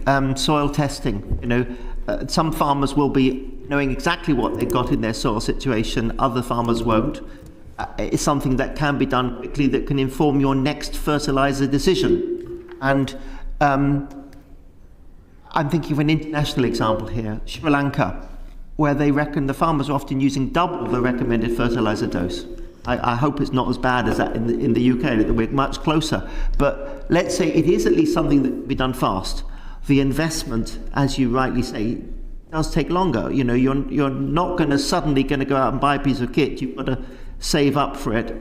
I think one of the other challenges is really worthwhile thinking about is that when investing in capital expenditure, a farmer has got a multifunctional world and he's going to say, I'm thinking of spending, what am I going to be buying? And it might be something to do with better energy management. It might be anything to do with the farm and how high up the agenda of his capital spend does manure management feature. It may not be at the top of his list and he's going to buy something else first. I think that's where the only solution I have is back to the long-term planning of being much more serious of the capital investment as part of the agricultural policy with much bigger numbers. It's going to make it much more attractive to the farmer in the medium term. But, those, quite rightly, those are not going to solve the crisis this spring. At least what the crisis this spring is doing is raising awareness that these are measures that we all need to be working on, both for more resilient farming, for better food security, and for environment at the same time. So if it gets people more around the table taking action seriously, then it's helping. Thank you very much. Julia Buckley. Thank you. Just leading on that, really, you've given a lot of detail there, quite specifically about agriculture and how other sustainable practices could have a sort of a knock-on effect in the long run on air pollution. But do you think current strategies around air pollution consider enough not just agricultural emissions but other rural emissions, or do you feel they're overly urban-centric? I think it's clear that they are overly urban-centric. We see this in the international discussions as well. Even this panel, we have air quality and health first, we have ecosystem second. That's just an illustration. They're the warm-up act. It's across the board, and I'm not denying the importance of human health. Of course, that is key. But remember that one of the points that Roy Harrison made, that particulate matter levels are high in rural areas as well, because of the agricultural emissions, because of the nitrogen oxide emissions. So there is a case for more action in the rural area. When it comes to the regulations, as Jenny has outlined, there are very little statutory limits for protection of ecosystems. These critical loads, critical levels are not set as a statutory binding target in any way. The ammonia emissions, which is the rural pollutant, of course, has not got much beyond the national emission ceiling. Of course, we're out of Europe now, but we are still part of this United Nations Air Convention, the Convention on Long-Range Transboundary Air Pollution, and that is renegotiating at the moment for a third round of the Gothenburg Protocol. The next meeting of the negotiations is next month in Geneva. I'll be there. We have several papers on the table to support the negotiations, including firstly pitching the case for low-hanging fruit, which means the easy, cost-effective measures for ammonia mitigation, and distinguishing that from the really expensive measures, from the things that you can just get on and do. Put a lid on your manure tank or cover it in some way, low emission spreading. And secondly, about the options for revision of something called Annex 9. Annex 9, it sounds a very mysterious name. The protocol contains overarching agreements. Annex 2 is about the emission ceilings, and Annex 9 is the mandatory measures on ammonia emissions. Those were actually drafted under UK lead in the 1990s. Ian Davidson from then Ministry of Agriculture was a civil servant leading on that. And that put in place a very light approach, but mandatory for actions on ammonia emissions. And I think going forward, the big question in those international discussions, where of course UK is still a key member, is this going to be an opportunity to go further in doing more, or to backtrack and do less? Can I just add on that as well? So there is a record of the meeting of the Gothenburg Protocol from December, where the UK government was actually arguing that technical annex that Mark referred to should be classified as voluntary guidance and not mandatory requirements. And according to that record, that was the only government arguing that, and the other delegations were stressing the importance of maintaining it as formal technical annex. And I think that's a concerning thing that we're seeing from this government, is this reluctance to regulate and this emphasis on growth and development almost at all costs. And I know this committee was mentioned earlier, did the report on development, housing development and nature. And as we know, nature is not just a nice thing to have. It's not just pretty flowers and species to look at, but this is essential, to our well-being and to our future and to climate action. And it's the foundation of our quality of life and our health. So that urban-rural divide, I think, like you say, is we need to focus much more on these rural issues. And thinking about the impacts on rural populations. So from these intensive livestock units, there's lots of evidence about the impacts of that on people's health and on their well-being. So things like odours, increased traffic, the air quality. I'm sure the ammonia emissions are contributing to those particulate matter levels, like Mark said. And these issues are all interconnected as well. So the NOx from urban sources is impacting biodiversity. In rural areas, ammonia from rural areas is impacting urban health. So it's very hard to separate these things, and we need a much more holistic approach. And you were talking earlier about green space as well, and the importance of that for health and well-being. And again, that's nature-rich green space is really important. And lichens were always traditionally an indicator of air quality. Because they respond so clearly to levels of air pollution. So that kind of traditional canary in the mine is still there, and I think it can help people's awareness of their local environment and their connection to nature as well. So so this these interconnections are really important, and we do need that more joined up. Thank you. Just taking you back to your first comment about the United Nations Convention and about the fact that the UK government is the only one looking to make that voluntary, not mandatory. As experts, what message would you send into the government to advise them as they go into that next negotiation? I would urge them to support the other governments and to, that it should be mandatory. It's clear. We've talked about the evidence today. This is a really serious problem. There's huge benefits. Economically, environmentally, and in terms of health and climate, to taking this issue seriously and tackling it properly. So to shy away from that kind of international consensus, I found quite shocking. Professor Sutton, do you have any advice for the government as they enter that room? I think it has to be seen in a social context. Actually, this discussion we've been having with you, Chair, about real businesses that farmers have got to lead. I could imagine that DEFRA will be lobbied by farmers' unions to say, oh, don't touch us, leave us alone. And yet we've had that conversation for 30 years. Other countries have had those conversations and moved ahead and have reduced emissions and taken the measures needed. Will that, let's say, social battle between environment versus farming go on forever? Hopefully not forever. So what is the answer to that? I think it must be for a more constructive engagement with the farmers' unions to get frank agreement. In particular, this is what the fertiliser price crisis does at the moment, that this is something we all agree, for farming and for environment we need to manage better, but make a deal between the environment and the farmers that, this is anyway a subsidised system. Take your time. It can't be done overnight.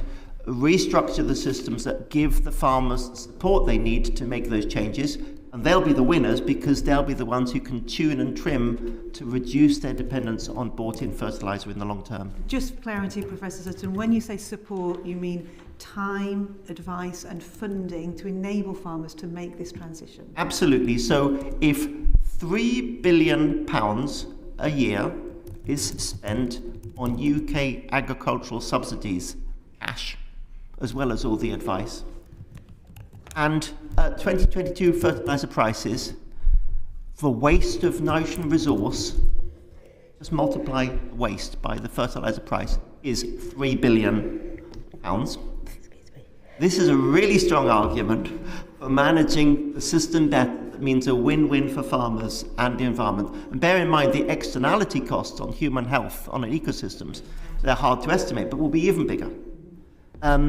So yes, it needs to be a restructuring to a more serious contribution to enhancing the transition towards better nitrogen management, which is going to be direct benefit for air quality. Thank you. I think you've inspired Jenny Hawley as well to come back in. Yes. Yeah. Your comments on this. Yeah, absolutely. And I think that is that resilience on farms as well. So those farmers who have taken these steps in the past, and avoiding those shocks, they're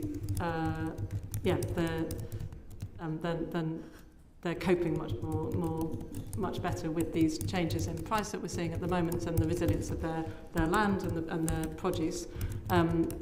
I would just want to kind of highlight also that regulation is really vital for providing a level playing field for, you know, in any sector for businesses, so that they're not competing against each other. So the ones who are, you know, taking these measures and looking for those longer term benefits are not being outcompeted by the ones who are continuing to you know, with business as usual, which is more polluting, but not seeing that. So that package of support needs to include regulation, and good regulation should be supporting businesses to become more resilient and profitable.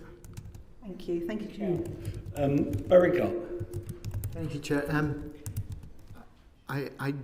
These are words I never thought I would say, but I wish I'd paid more attention in O-level chemistry. We all do now. Because I'm afraid a lot of trying to get to grips with this, I feel, certainly goes over my head, and I suspect goes over a lot of people who might have turned on at the beginning of this session's head.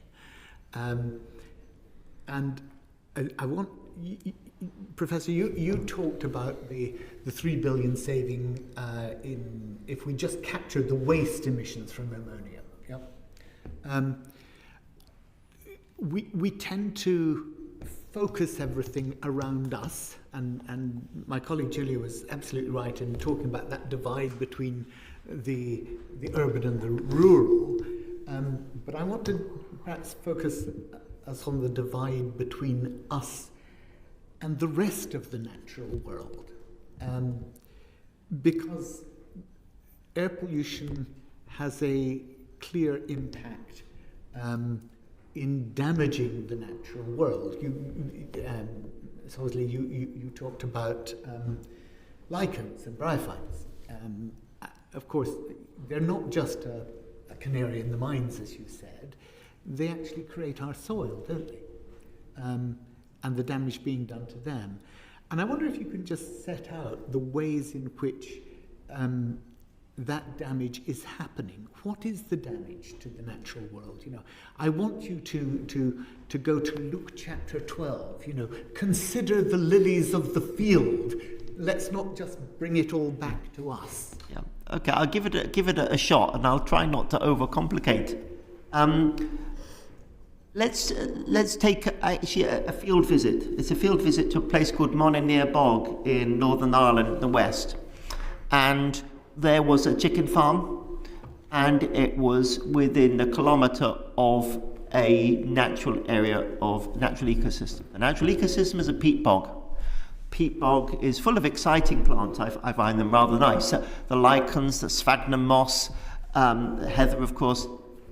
Particularly the sphagnum moss is, in a sense, the lifeblood of a peat bog, because it's what's keeping it acidic and letting the peat bog grow and storing carbon. So good for biodiversity, good for carbon storage. In walking across that site, and there was whole questions about, you know, permissions hadn't been sought for building a chicken farm so close. I was amazed to see dead sphagnum, situation within half a kilometre where most of the sphagnum was completely dead, and going near some trees in a kind of shelter belt around the trees, birch forest, where the trees were not covered with fluffy lichens, but they were covered with thick green gloopy slime. And I'm not quite sure how you include a sound as I run my finger up the tree into the written record, but you get the message. Now, I am, as a botanist, rather excited by this. You know, it's a bit like a surgeon looking at dead bodies. You know, it's a kind of professional interest. But I mention this to the people I'm with, nature conservation staff, and about 5 or 6 people, and say, isn't this amazing? And they say, what's the problem? We see those slimy trees all the time. And I said, no, hang on. I need to explain to you, you should not be seeing those slimy trees all the time. So we looked at our emission map, found a clean part in Northern Ireland right over in the west, went there and showed them what healthy ecosystems look like. Now, coming back to your point, I think my number one response to this is, if the professionals don't know what they're looking for, what does it mean for members of the public to know what good, healthy ecosystems can look like? Secondly, it wasn't only about the biodiversity of the site, but also the functioning, because it was compromising the peat storage capacity. So in that little story, it's not the whole world, but I think it encapsulates some of what you're after, of making a real difference in the natural world and being able to recognize it. And I'll add one more layer into this, going from the local to the global. We are currently finalizing the international nitrogen assessment, working with the United Nations Environment Programme. That means linking air quality, water quality, biodiversity, climate, all the rest of it. And among the biggest impacted sites in the world are actually the freshwater ecosystems as well. Really a big change. So this is back to our picture of we've got to learn to manage nature in a joined up way for all these benefits. So acidification, eutrophication, ground level ozone, all of these are having, I love this because people understand in a way that they don't understand O3 or yeah, that's it. So tell us about pollinators and the impact on pollinators.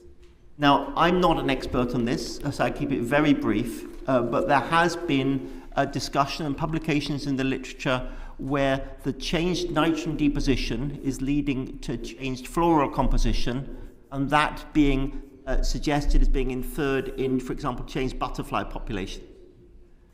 So I'm not an expert on that. I think it's something that public find rather interesting because everybody spots a butterfly going past. But I think this is where you'd have to collect further data on the numbers of change of that. But certainly, that's the logical link, that it goes from changing the plant species to changing the food quality to ultimately changing the insects and the pollinators. Thank you. Ms. Hosley, you wanted to come in on that. And perhaps when you do, could you address the sort of multiple pollutants that are creating a toxic cocktail, if you like, that pollinators are having to cope with? Yes, thank you. So, well, just to bring that to life a bit, so there's a flower called the devil's bit scabious. It's a fantastic name, but there are specific butterflies and invertebrates which are dependent on that plant specifically, and there are lots of flowers and other plants like that where there's this kind of specific dependencies between animals and plants and lichens and fungi. So if you lose those wildflowers, if you don't have the devil's bit scabious, then you don't have those insects that depend on them, essentially. So that's a really clear link. Like Mark said, there has been papers around pollinator decline and the link to that. So I found one paper which says that the global increase in nitrogen availability plays an important role in ongoing pollinator decline. So there's a clear link there. In terms of other pollutants, so obviously there's the nitrogen, there's also phosphates, which is another major kind of agricultural fertilizer. There is the chemical pesticides. So, if you're talking about this cocktail and the kinds of things that our natural environment is trying to withstand, nitrogen is a really major one. But, I think that kind of excess nitrogen weakens plants and lichens and fungi and makes them less able to deal with other stresses and shocks, which may be other chemical inputs. The whole ecosystem is just much less resilient and able to cope with change and shocks. And Professor, you talked about the 3 billion potential saving. I understand that ozone, the impact of ozone on our wheat yields is likely to cut that by 10%, and the value of our wheat production being about 3.5 billion a year, you've got quite a sizable chunk, if that's 10%, that you're losing because of air pollution there. Yes, so I think we're back to the difference of sources of that. So the ozone, ground level ozone, is coming mainly from the nitrogen oxides and the volatile organic compounds. Nitrogen oxides mainly from transport sources, although as the emissions from transport sources have come down, it becomes more clear that there's also a contribution of nitrogen oxides from agricultural soils. So just like soils leave nitrate, a nitrous oxide, the greenhouse gas. They're also losing some NOx to the air. But on the whole, the biggest source of that is the transport sources. The volatile organic compounds includes methane, but lots of other non-methane compounds of rather large diversity, including, interesting enough, biological volatile organic compounds, so terpenes and things which may be emitted, for example, by certain tree species. And I think this raises quite an interesting, we've had a few policy swap discussions, what are we aiming for? And that is reality, that life is full of trade-offs. So let's say planting trees for carbon policy is of course great for carbon storage, but if those extra trees increase the volatile organic compounds, and then that's contributing to ozone formation, which is reducing crop growth, you've got a trade-off there. So that's mainly the combustion sources, but we can't avoid the agricultural soils in that. And of course, it's another threat to food security that we shouldn't be neglecting. Good. You have answered a lot of colleagues' questions about recommendations. Are there further recommendations that you haven't mentioned that you would like to see this committee including in its report? Yes, I want to pick up on one. Probably Jenny will have 5, but that's okay. I don't think we've had any conversation today about ammonia from shipping, or more generally ammonia as a replacement energy carrier. So as part of decarbonisation, suggesting to move towards hydrogen economy, but hydrogen is difficult to transport, hard to compress, so let's use ammonia effectively as a hydrogen carrier. That's back to ammonia being 1 nitrogen and 3 hydrogens. So if you burn ammonia, in principle, it will go to atmospheric dinitrogen plus water. Great, in principle. But in practice, it may be emitting nitrogen oxides, nitrous oxide, as well as what's called ammonia slips. Some of the unburnt ammonia slips out. Now, that is particularly seen as a source of energy for international shipping. It's hard to run a ship from one continent to another on a battery. But in principle, other sectors are looking at it, and even the rail network is exploring the potential for ammonia-fueled trains. So this could be another one of those examples where we've got a risk of trying to meet one policy objective, we end up introducing a new risk, and that clearly needs much more evidence gathering, as well as working out what is going to be the regulatory framework for those emissions in a world where those regulatory frameworks don't exist yet. So if I can just try and compress or try and hone the recommendation that you would like to see, it would be that we should be suggesting to the Department of Environment, Food and Rural Affairs that they work with the Department of Transport to assess the impact of such future transport fuels. I think that would be a fine recommendation, and it needs to be supported by gathering of evidence on how big are these emissions and working out what regulatory framework is going to be keeping up to speed with the rather rapid developments of this new sector. Thank you. Ms. Horsley? Yes, thank you. So I'm share with you, the wish about O-level chemistry or GCSE chemistry. It's taken me a long time, and Mark has been a great teacher to me over the last 10 years on getting my head around this issue. But I think that it kind of speaks to that kind of flux between the different forms of nitrogen, that we need to tackle this as a whole. We need a holistic approach. We need join up across government departments, and that should be in the form of a national nitrogen strategy. And a nitrogen balance sheet, which gives you all the kind of flows of nitrogen, all these different forms from different sources, and then the different impacts. So it gives you the whole picture, and then it tells you, where are the points where you need to focus for policy action. So that balance sheet should inform a national nitrogen strategy, which would then kind of see this issue embedded across government departments. So, for net zero, MHCLG, Treasury, Department for Transport, like you said, Department for Health and Social Care, as well as DEFRA. Like I said, the nitrogen cycle is so, the excess that's in that nitrogen cycle is so damaging in so many ways that we need to be treating it with the same seriousness and urgency as carbon cycle. We look across all of our strategies and policies now to see, the climate impacts and carbon within that, and greenhouse gases as a whole, and we need to be doing the same for nitrogen. And there's huge benefits to doing that in terms of effectiveness of policy and efficiency of government spending, and the same at a farm level as well. So, I would refer back to the House of Lords Environment and Climate Change report on nitrogen, which has a series of excellent recommendations. The Sustainable Nitrogen Alliance's report, which Plantlife was part of, called Next Steps for Nitrogen Policy, which is quite a comprehensive overview of this.